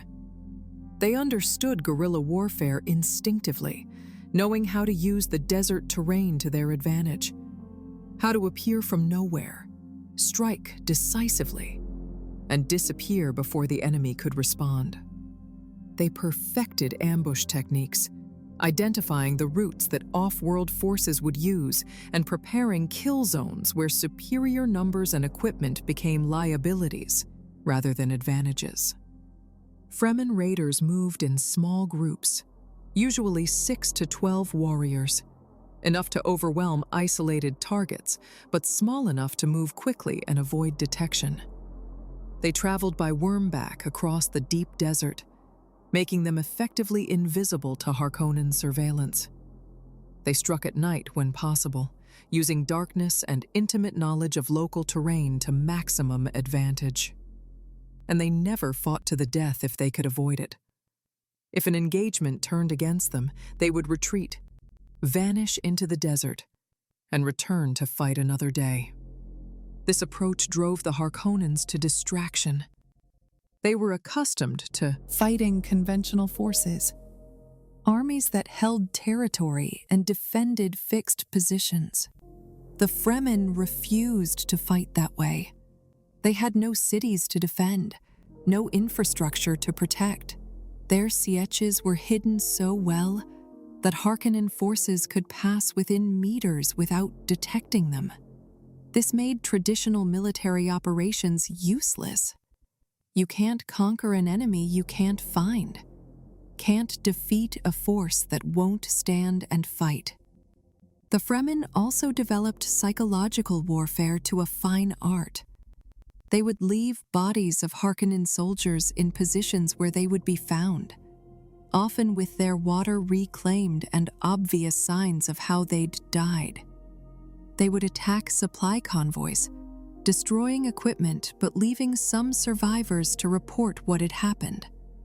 They would sabotage spice harvesters in ways that suggested supernatural intervention. The goal was to create fear, to make the Harkonnens understand that Arrakis itself was hostile to them, that every moment spent on the planet's surface brought them closer to death. These tactics were remarkably effective. Harkonnen soldiers began to fear desert duty, to see assignment to Arrakis as a death sentence. Morale plummeted. Desertion became a problem. The cost of maintaining control over the planet increased steadily as more and more resources had to be devoted simply to keeping soldiers alive and functional.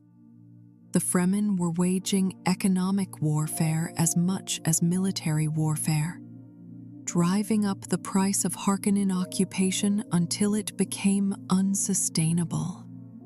Trial by combat, the Tahati challenge we discussed earlier, served important functions in maintaining warrior culture. It ensured that leadership positions went to those who could actually fight, who possessed the physical skills and mental toughness necessary to protect the tribe. It provided a socially acceptable outlet for conflicts that might otherwise fragment the community. And it constantly tested warriors, forcing them to maintain their skills and conditioning, or risk being challenged and killed by younger, stronger fighters. The Tahati challenge wasn't just about brute force. A successful warrior needed to read their opponent, to identify weaknesses and exploit them, to use strategy as much as strength. An older fighter with declining physical attributes could sometimes defeat a younger, stronger opponent through superior technique and experience. But youth and strength had their advantages too. And eventually, every warrior would face someone faster, stronger, more skilled. This created a natural cycle of leadership turnover that kept the Sietch vigorous and prevented stagnation. Women, while less frequently involved in direct combat, were no less formidable when circumstances demanded. Fremen women trained alongside men in their youth, learning the same fighting techniques and survival skills. Necessity sometimes required them to fight, and when they did, they were every bit as deadly as their male counterparts. The stereotype that women were non-combatants simply didn't apply to Fremen culture. Everyone fought when fighting was necessary. The Fedaykin, which we'll explore in depth shortly, represented the ultimate expression of Fremen warrior culture. But even ordinary Fremen fighters, warriors who never joined Paul's elite forces, were among the most capable soldiers in the universe. Duke Leto Atreides, a military leader of considerable skill and experience, recognized this immediately when he arrived on Arrakis. He understood that if the Fremen could be organized and equipped, if their guerrilla capabilities could be harnessed into a coordinated military force, they would be virtually unstoppable.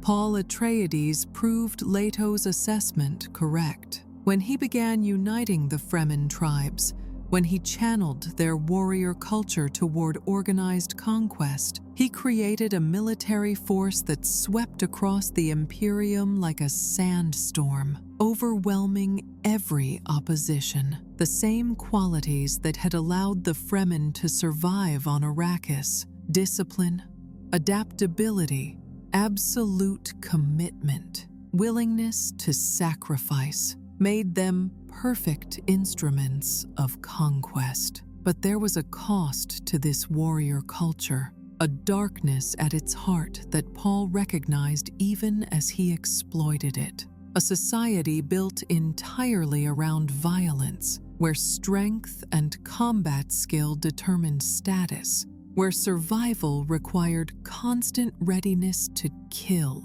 produced people who were incredibly capable but also deeply scarred.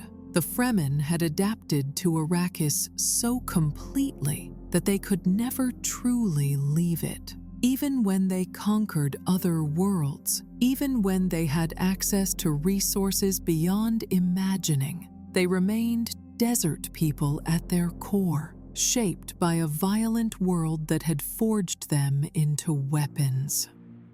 The Fedaykin, Death Commandos. The Fedaykin represented something unique even within Fremen culture. They were an elite within an elite. Warriors who had proven themselves beyond any doubt, who had been selected by Paul Atreides himself for the most dangerous missions. who served as the tip of the spear in the jihad that conquered the universe. Their name came from ancient Arabic, meaning those who sacrifice, and sacrifice was precisely what they offered: their lives, their individuality, their very humanity, in service to their prophet and his vision. The formation of the Fedaykin began organically, as Paul established himself among the Fremen, as he proved his military genius through successful raids and strategic victories. The most capable warriors naturally gravitated toward him. They wanted to serve directly under his command, to be part of his inner circle, to fight alongside the prophesied Mahdi. But Paul recognized that simple enthusiasm wasn't enough. These warriors needed additional training, needed to be forged into something harder and sharper than ordinary Fremen fighters. The selection process was brutal. Candidates had to be recommended by their naib, demonstrating exemplary combat record and absolute loyalty. They had to pass physical tests that would have killed most people. Desert marches without water, combat trials against multiple opponents, survival ordeals that pushed them to the edge of death. And they had to demonstrate the right temperament: disciplined but not rigid, aggressive but not reckless, loyal but capable of independent thought when circumstances demanded it. Once selected, Fedaykin underwent training that made ordinary Fremen preparation look gentle. Paul and his instructors, drawing on both Atreides' military doctrine and advanced Fremen techniques, created a curriculum designed to produce the ultimate special operations soldiers. Fedaykin learned planetary assault tactics, how to infiltrate and secure positions on foreign worlds. They mastered the use of off-world weapons and equipment, preparing for combat in environments completely unlike Arrakis. They trained in intelligence gathering, sabotage, assassination, and psychological operations. But the most important aspect of Fedaykin training wasn't physical or tactical. It was psychological. Paul needed warriors who would follow orders without hesitation, who would die without question if commanded, who would commit acts that might horrify them personally because those acts served the larger purpose. Creating such soldiers required breaking down individual identity and rebuilding it around absolute loyalty to Paul and his vision. This transformation was achieved through a combination of techniques. Intensive indoctrination sessions reinforced Paul's role as the prophesied Mahdi, the voice of God on earth whose will was absolute. Shared hardship in training created bonds between Fedaykin that superseded their loyalty to birth tribes or families. And the constant presence of death, the knowledge that every mission might be their last, created a mindset where individual survival became secondary to mission accomplishment. The Fedaykin developed their own culture within the larger Fremen society. They had their own rituals, their own codes of conduct, their own internal hierarchy. The most respected Fedaykin were those who had survived the most dangerous missions, who bore scars from combat on a dozen worlds, who had proven their capabilities repeatedly in the crucible of actual warfare. These veterans formed the core around which newer Fedaykin organized themselves, learning from those who had already faced and survived what they would soon encounter. Their equipment reflected their elite status. While all Fremen were well armed by necessity, Fedaykin received the best available weapons and gear. They carried crysknives of exceptional quality, blades that had been crafted by master artisans and bonded with particular care. They had access to las rifles, projectile weapons, and other off-world armaments that ordinary Fremen couldn't obtain. They wore modified still suits that incorporated tactical improvements, better armor, enhanced communication systems, specialized equipment pouches. But Perhaps their most distinctive feature was their fanaticism. The Fedaykin didn't just follow Paul Atreides, they worshipped him. In their eyes, he was Muad'Dib, the prophet who would transform the universe, the Messiah whose vision would bring paradise to all humanity. They would die for him without hesitation, would commit any atrocity he commanded, would follow him into hell itself if he asked. This level of devotion made them extraordinarily dangerous, both to Paul's enemies and, ultimately, to the universe itself. The first major deployment of Fedaykin forces came during the initial expansion beyond Arrakis. Paul had consolidated control of the planet, had destroyed House Harkonnen, and claimed the imperial throne through his marriage to Princess Irulan. But the great houses of the Landsraad didn't accept his rule, organizing resistance that threatened to fragment the Imperium into civil war. Paul needed to demonstrate overwhelming military superiority to prove that resistance was futile. The Fedaykin would be his instrument of conquest. The campaigns that followed showcased Fedaykin capabilities in spectacular fashion. They would infiltrate target worlds before the main assault, establishing intelligence networks and identifying key targets. When the invasion began, Fedaykin strike teams would hit command centers, communication facilities, and defensive emplacements simultaneously, creating chaos that the regular Fremen forces could exploit. They moved with a speed and coordination that bewildered conventional military forces, appearing in multiple places at once, striking from unexpected directions, vanishing before effective counterattacks could be organized. On some worlds, Fedaykin operations were so effective that the planet surrendered before Fremen troops even landed.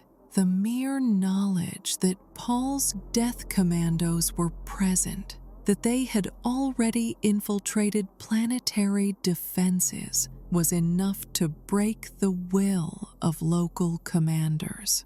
The psychological impact of Fedaykin deployment became as valuable as their actual combat effectiveness. They were boogeymen, demons whispered about in fearful tones, invisible killers who could strike anyone, anywhere without warning. But this effectiveness came at a terrible cost. The Fedaykin were dying in large numbers, their lives spent like currency to purchase Paul's expanding empire. Each world conquered represented dozens or hundreds of Fedaykin killed in action. Paul felt these losses keenly, knowing that every dead Fedaykin was a warrior who had trusted him, who had believed in his vision, who had sacrificed everything in his service. But he couldn't stop. The prescient visions that guided his actions showed him that any hesitation, any pause in the conquest, would lead to outcomes far worse than the current bloodshed. The jihad, as it came to be called, spread across the known universe like wildfire. World after world fell to Fremen forces, with Fedaykin leading the assault. Entire civilizations were destroyed when they refused to submit. Populations were slaughtered when they resisted. The Fedaykin, acting on Paul's orders or sometimes on their own initiative, committed atrocities that would have horrified the young Paul Atreides who had first arrived on Arrakis. But Muad'Dib, the prophet emperor, accepted these horrors as necessary. As the price of preventing the even greater horrors his prescience revealed. The Fedaykin themselves struggled with what they were becoming. Many had joined Paul's forces expecting to fight for Fremen freedom, to liberate their people from Harkonnen oppression. They hadn't anticipated becoming instruments of universal conquest, hadn't imagined they would spend years fighting on foreign worlds for purposes they didn't fully understand. Some found meaning in religious fervor, convincing themselves that every action served divine purpose. Others simply shut down emotionally, becoming killing machines who functioned without feeling. The transformation of the Fedaykin from Fremen warriors to imperial shock troops represented a broader tragedy playing out across their entire culture. The Fremen had been forged by Arrakis, shaped by water discipline and desert survival into something unique and remarkable. But success, the fulfillment of their prophecies and dreams, was destroying what made them special. The Fedaykin, conquering 1,000 worlds, would never again be simple desert people. They had become something else entirely. Something powerful but also hollow. Weapons without souls. Paul recognized this tragedy but felt powerless to prevent it. His prescient visions showed him that every alternative path led to worse outcomes. Humanity destroyed by thinking machines. The universe consumed by genetic stagnation. Countless futures where extinction or perpetual suffering awaited. The jihad, terrible as it was, represented the least bad option available. The Fedaykin were sacrificing not just their lives, but their humanity to purchase a future where humanity itself could survive. Individual Fedaykin stories illustrated the personal cost of this transformation. There was Korba, a skilled warrior who became one of Paul's closest advisors, only to eventually betray him in a misguided attempt to restore what he saw as pure Fremen values. There was Othame, blinded in battle but continuing to serve as an intelligence operative, his physical blindness mirroring the moral blindness that afflicted the entire movement. There were countless unnamed warriors who died on worlds they couldn't name, fighting enemies they didn't understand, for purposes that remained forever obscure. The command structure of the Fedaykin reflected both Fremen traditions and the practical necessities of large-scale military operations. Paul stood at the apex, the supreme commander whose word was absolute. Below him were his most trusted lieutenants, Fedaykin who had proven their capabilities repeatedly and who could exercise independent command when necessary. These officers led companies of Fedaykin, coordinating with regular Fremen forces and sometimes with conventional military units drawn from conquered worlds. Communication between Fedaykin units relied on a combination of traditional Fremen hand signals, coded verbal messages, and increasingly on technological systems. As the jihad expanded, the Fedaykin adopted communication equipment that would have been impossible to obtain during their desert days. Encrypted radios, portable message transceivers, even limited use of suspensor-carried relay stations. This technological adaptation was necessary, but also represented another step away from their roots, another compromise with the off-world civilization they had once despised. The Fedaykin developed specialized units for particular types of operations. There were assassination teams trained specifically to eliminate high-value targets, warriors who could infiltrate secure facilities and kill with such precision that guards wouldn't even realize an attack had occurred until they found the bodies. There were sabotage units that focused on destroying enemy infrastructure and logistics.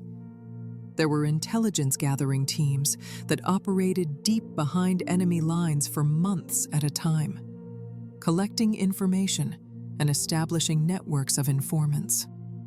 Each specialized unit received training specific to their mission profile, but all maintained the core Fedaykin skills: elite combat capabilities, absolute loyalty to Paul, willingness to die without hesitation.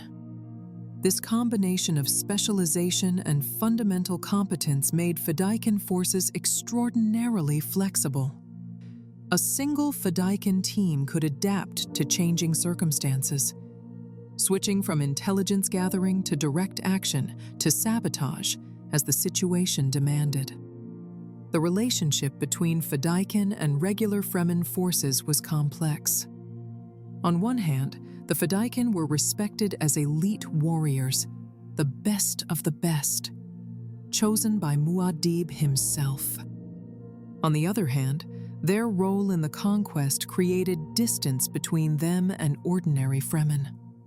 The Fedaykin had seen things, done things, experienced worlds and cultures that most Fremen could barely imagine.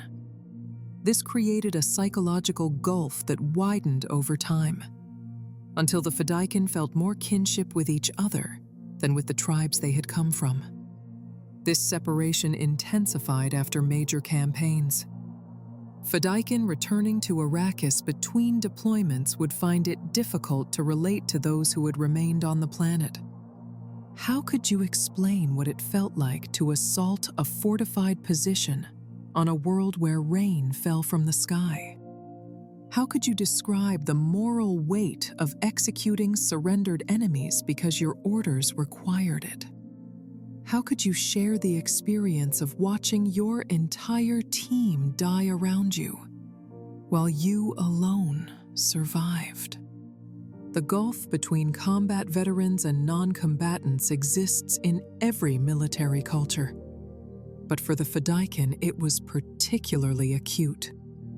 Some Fedaykin dealt with this alienation by becoming even more devoted to Paul and his vision.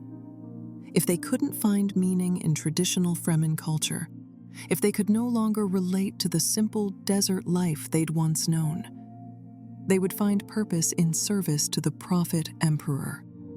This created a feedback loop where the Fedaykin became increasingly fanatical, their identities so completely bound to Paul that they ceased to exist as individuals in any meaningful sense. Others broke under the strain. There were suicides, warriors who simply couldn't bear the weight of what they'd done and what they'd become. There were desertions, though these were rare and usually ended with the deserter being hunted down and executed. There were psychological breakdowns, warriors who lost the ability to function and had to be retired from active service. Paul mourned each of these casualties as much as he mourned those who died in combat, understanding that he was responsible for their destruction. The most disturbing aspect of Fedaykin culture was how it normalized atrocity. Acts that would have been unthinkable to early Fremen became routine.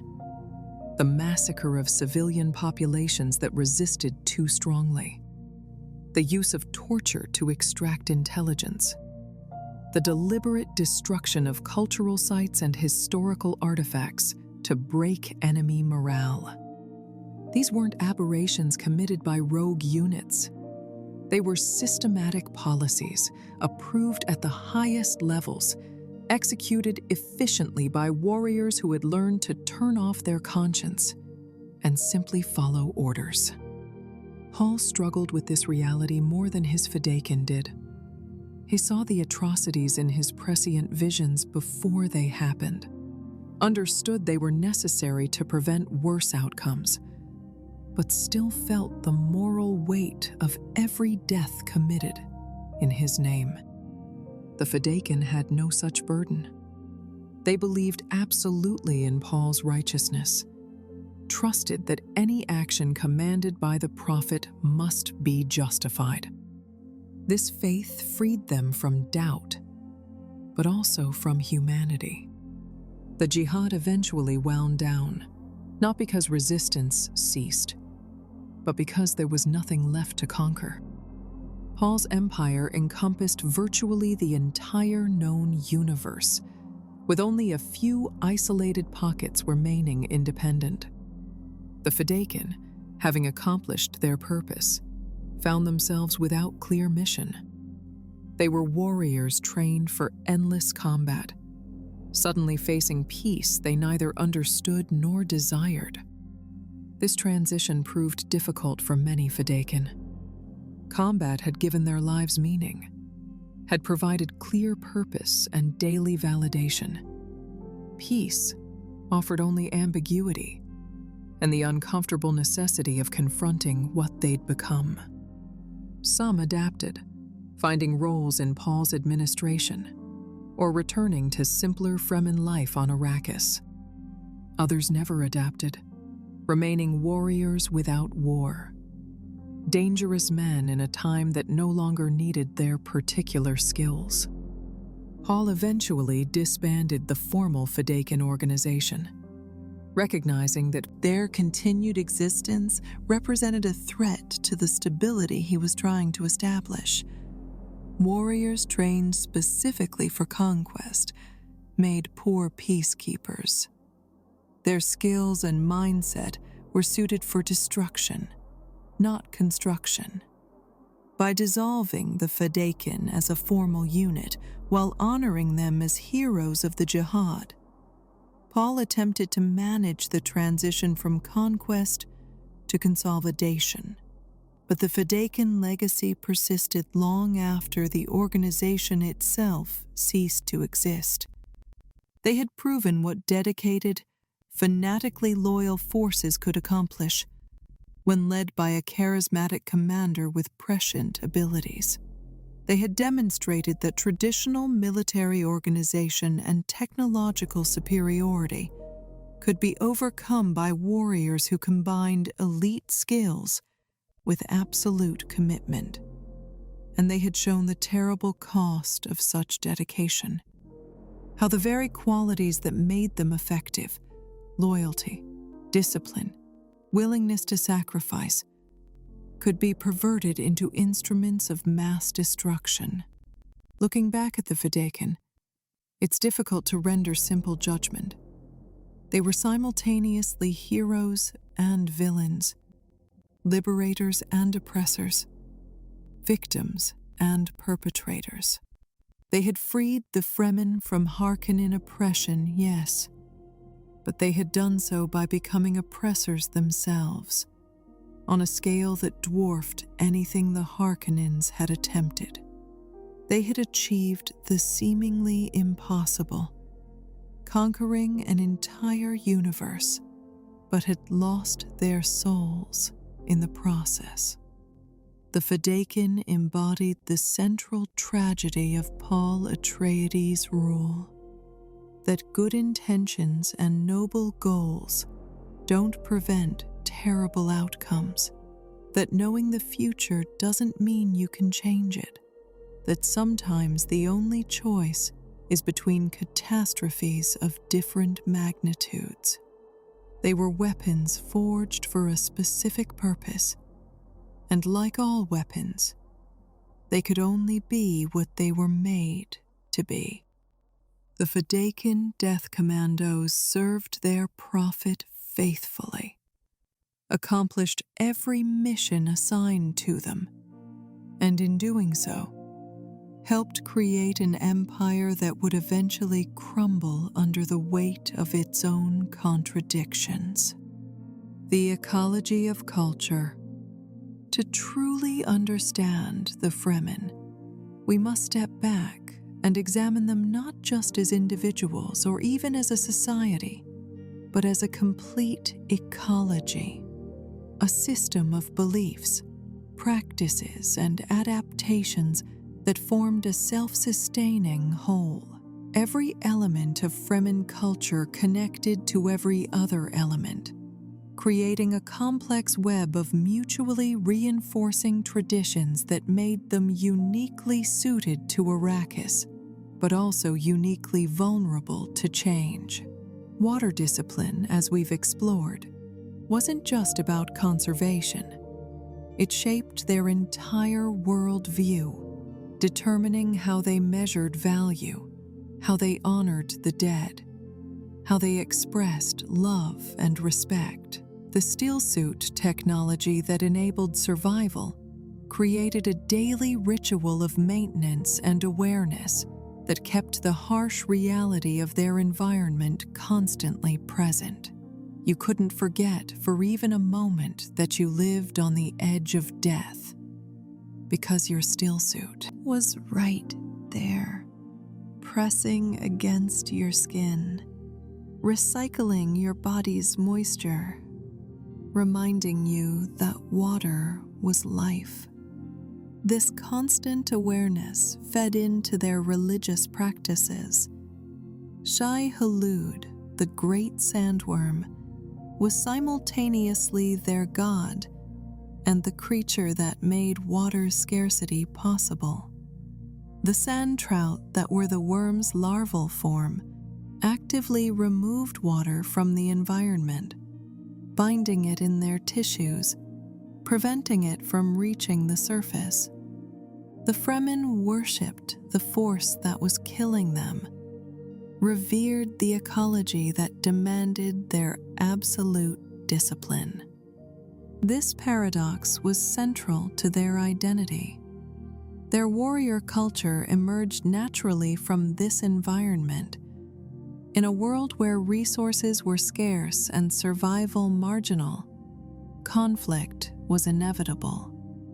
The Fremen needed warriors to defend against Harkonnen raids, to protect water sources from rival tribes, to maintain their independence in a hostile universe.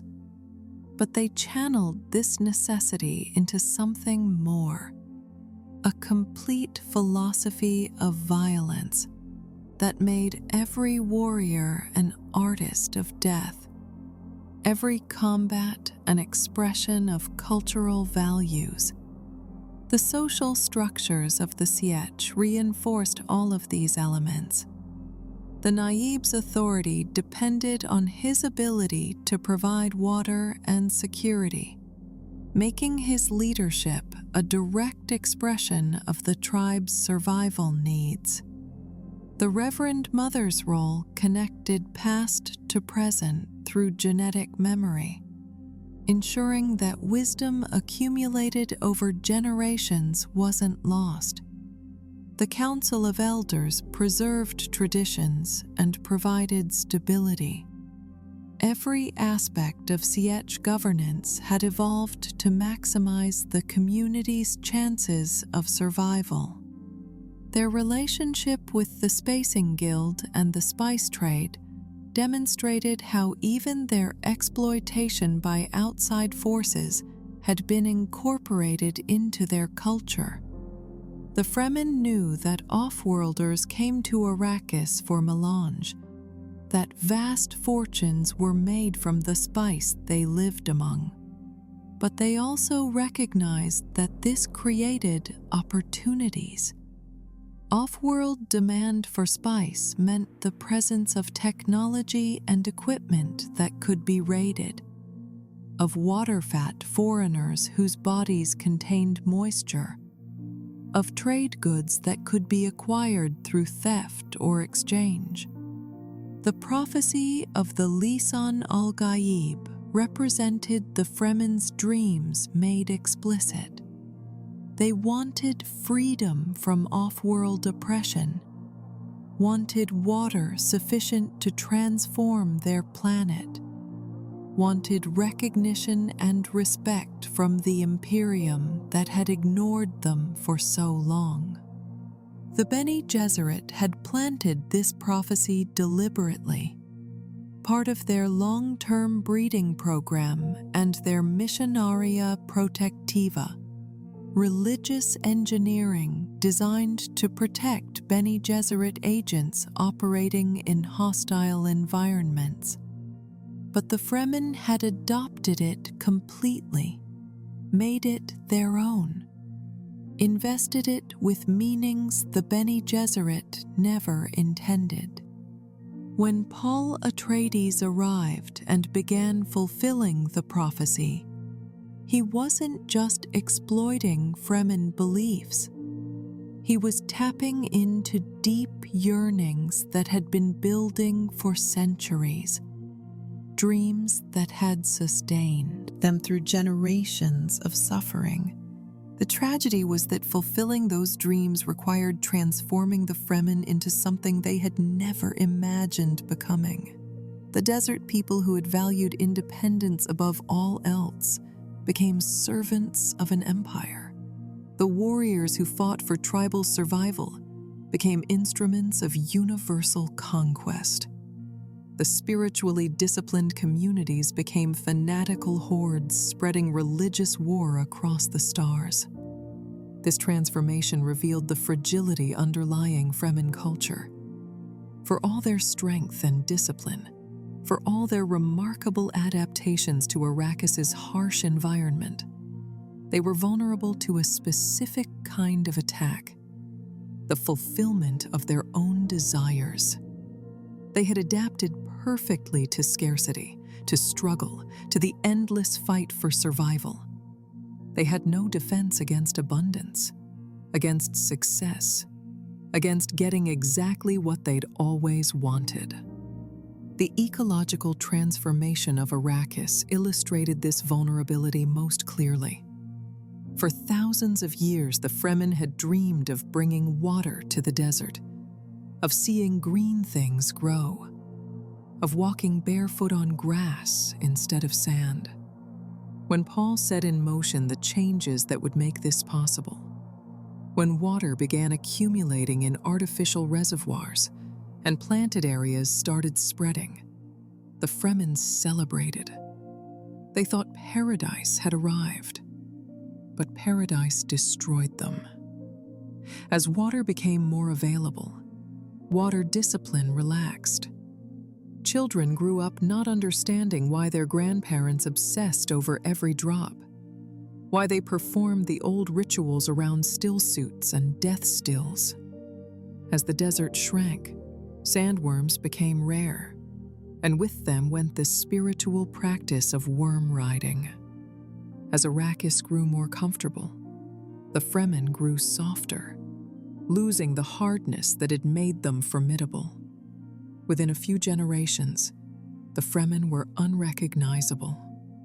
They still called themselves by that name, still told stories of the old days, still performed versions of the ancient rituals, but the substance was gone.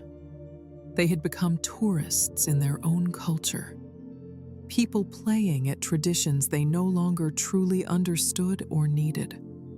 The desert that had forged them was disappearing, and with it went their identity as a people. This transformation was complete by the time of Paul's son, Leto II, who would become the God Emperor. Leto looked at what the Fremen had become and saw weakness, saw a people who had lost everything that made them special. To preserve humanity's future, he would undertake an even more extreme transformation, becoming a human sandworm hybrid who would rule for thousands of years, maintaining a deliberate tyranny designed to teach humanity lessons it could learn no other way. But that's a story for another time.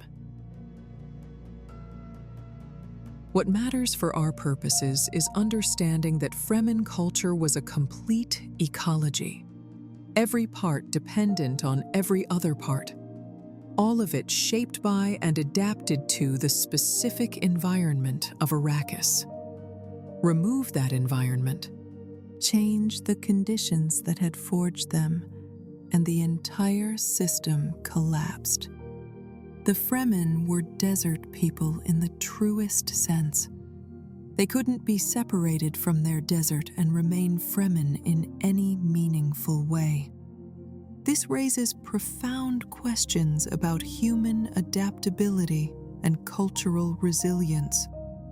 The Fremen had achieved something remarkable, a civilization built in conditions that should have been impossible, a society that not only survived, but thrived in an environment that would kill most humans in hours. But this achievement came at the cost of flexibility. They had adapted so completely, so perfectly, that they couldn't adapt again when circumstances changed. Compare this to other human cultures in the Dune universe.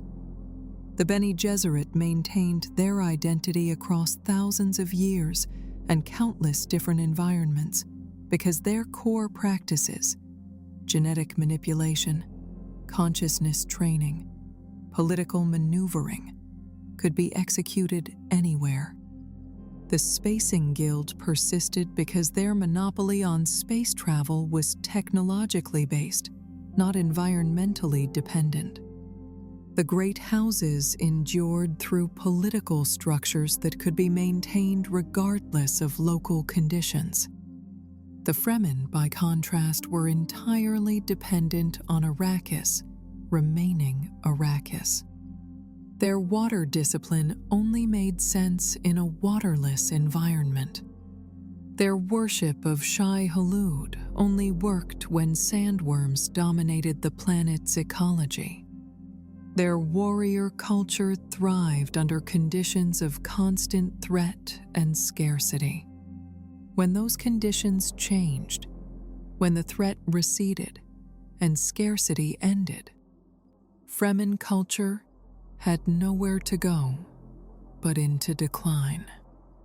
This might seem like a criticism, but it's actually a profound statement about the nature of human cultures.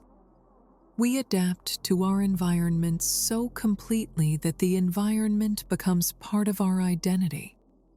Change the environment too rapidly, and you don't just change living conditions. You destroy the cultural meaning-making systems that give people's lives purpose and coherence. The Fremen didn't fail. They succeeded too well, adapted so perfectly that they became inseparable from the world that had shaped them. Modern readers can see echoes of this in our own world. Indigenous cultures that have adapted over millennia to specific environments often struggle when those environments are rapidly changed by climate change, resource extraction, or cultural disruption. The issue isn't that these cultures are inferior or weak. It's that no cultural system can adapt infinitely fast. That rapid environmental change outpaces the ability of meaning-making systems to evolve in response. The Fremen, viewed from this perspective, are both cautionary tale and celebration. They show us what humans can achieve when pushed to extremes, how cultural systems can evolve to enable survival in impossible conditions. But they also show us the cost of such extreme adaptation, the vulnerability that comes from perfect specialization. They were magnificent, their environment, but that environment was the only place they could be magnificent. Conclusion: the desert's children. We've journeyed deep into the sands of Arrakis tonight, exploring the Fremen from every angle. Their water discipline that bordered on religious devotion, their social structures built entirely around communal survival, their sacred rites that bound the living to the dead and both to their god, their warrior culture that made them the most feared fighters in the universe, and the Fedaykin death commandos who became instruments of conquest that reshaped civilization itself. What emerges from this examination is a portrait of humanity at its most extreme, The Fremen represent what we become when pushed beyond normal limits, when survival requires abandoning comfort and embracing disciplines so absolute it becomes indistinguishable from spirituality. They show us that humans can adapt to almost anything, can create meaning and beauty even in the harshest conditions, can build societies that not only endure but thrive in environments that seem designed to kill us. But their story is also a warning. The very adaptations that enabled Fremen survival, their water discipline, their warrior ethos, their worship of the desert that was killing them, became vulnerabilities when circumstances changed. Success destroyed them more thoroughly than failure ever could have. They got everything they'd dreamed of: paradise made real, water abundant, enemies defeated, and in getting it, they lost themselves. This tragedy is particularly poignant because it was preventable. If the Fremen had somehow maintained their discipline even in abundance, if they'd remembered the lessons of scarcity even when resources became plentiful, if they'd preserved their cultural identity even as their environment transformed, they might have endured. But human nature doesn't work that way. When the struggle ends, when survival becomes easy, the disciplines born of necessity feel like unnecessary burdens. Within a few generations, the urgent becomes quaint, the essential becomes optional, the sacred becomes merely traditional. Paul Atreides understood this. His prescient visions showed him exactly what would happen to the Fremen, how his success would destroy what he loved most about them. But he also saw that every alternative led to worse outcomes. The jihad was terrible. The transformation of Fremen culture was tragic, but the futures he prevented were darker still. He bore the weight of this knowledge, understanding that he was simultaneously savior and destroyer, liberator and oppressor, prophet and tyrant. The Fedaykin embodied this duality most clearly. They were the ultimate expression of Fremen warrior virtue. Disciplined, capable, absolutely devoted to their cause. But that devotion was perverted into fanaticism. Those capabilities used for conquest rather than liberation. That discipline channeled toward atrocities committed in the name of paradise. They were heroes who became villains not through choice, but through the inexorable logic of play. The roles they'd accepted. What can we learn from the Fremen? Perhaps the most important lesson is about the relationship between culture and environment. We are shaped by where we live, how we survive, what challenges we face. The meaning-making systems we create, our religions, our social structures, our values and traditions, emerge from the specific conditions of our existence. Change those conditions too rapidly, and we lose more than just familiar surroundings. We lose the frameworks through which we understand who we are. Another lesson concerns the danger of prophecy and messianic leadership. The Fremen's dreams of a savior made them vulnerable to Paul's exploitation of those dreams.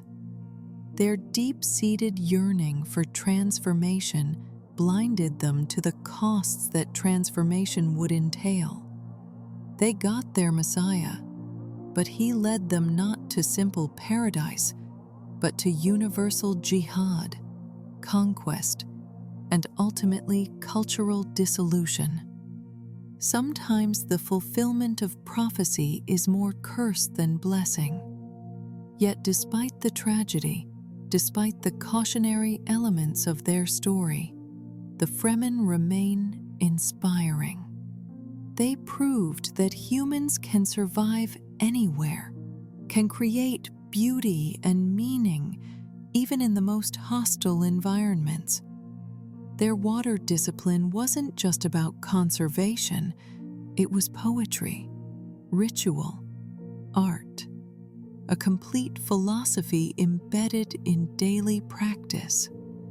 Their warrior culture wasn't just about violence, it was about honor, skill, the perfection of human capabilities. Their spirituality wasn't just superstition, it was genuine connection to forces larger than individual existence. The Fremen, at their best, represent human potential realized through extreme discipline. They show us what we can become when we commit absolutely to a purpose, when we accept necessary hardships without complaint, when we subordinate individual comfort to communal survival. They remind us that meaning isn't found in ease and abundance, but in struggle and purpose, that the disciplines we think constrain us actually liberate us to achieve remarkable things. As we close this exploration, think about what the Fremen mean for your own life. You probably don't face water scarcity or need to ride sandworms, but you face your own challenges, your own environments that demand adaptation, your own struggles that require discipline and community. The Fremen's story asks, what disciplines define your life? What communities sustain you? What larger purposes give your struggles meaning? And perhaps most importantly, are you adapting to your environment in ways that will serve you if that environment changes? The desert of Arrakis taught its children harsh lessons, forged them into something extraordinary, and then receded, leaving them adrift in a gentler world they couldn't navigate. We live in our own deserts, maybe not physical ones, but psychological, social, spiritual landscapes that challenge us to adapt or perish. The Fremen's story reminds us to adapt wisely, to build not just for today's challenges, but for the different challenges we'll face tomorrow. If you've enjoyed this deep exploration into the Fremen and their remarkable culture, please consider subscribing to Cryo Bay Logs. Hit that like button if this video helped you understand these desert warriors better, and drop a comment sharing your thoughts. Do you see the Fremen as heroes, as villains, or as something more complex? What aspects of their culture do you find most fascinating or most troubling? I read every comment and love hearing your perspectives. Until next time, may your water never fail. May your still suit never leak. And may you find meaning in whatever desert you're crossing. This has been Cryo Bay Logs, signing off from the deep desert of Arrakis, where the spice must flow and the Fremen remember what it meant to be forged by necessity into something greater than comfort could ever create. Sleep well and dream of distant dunes.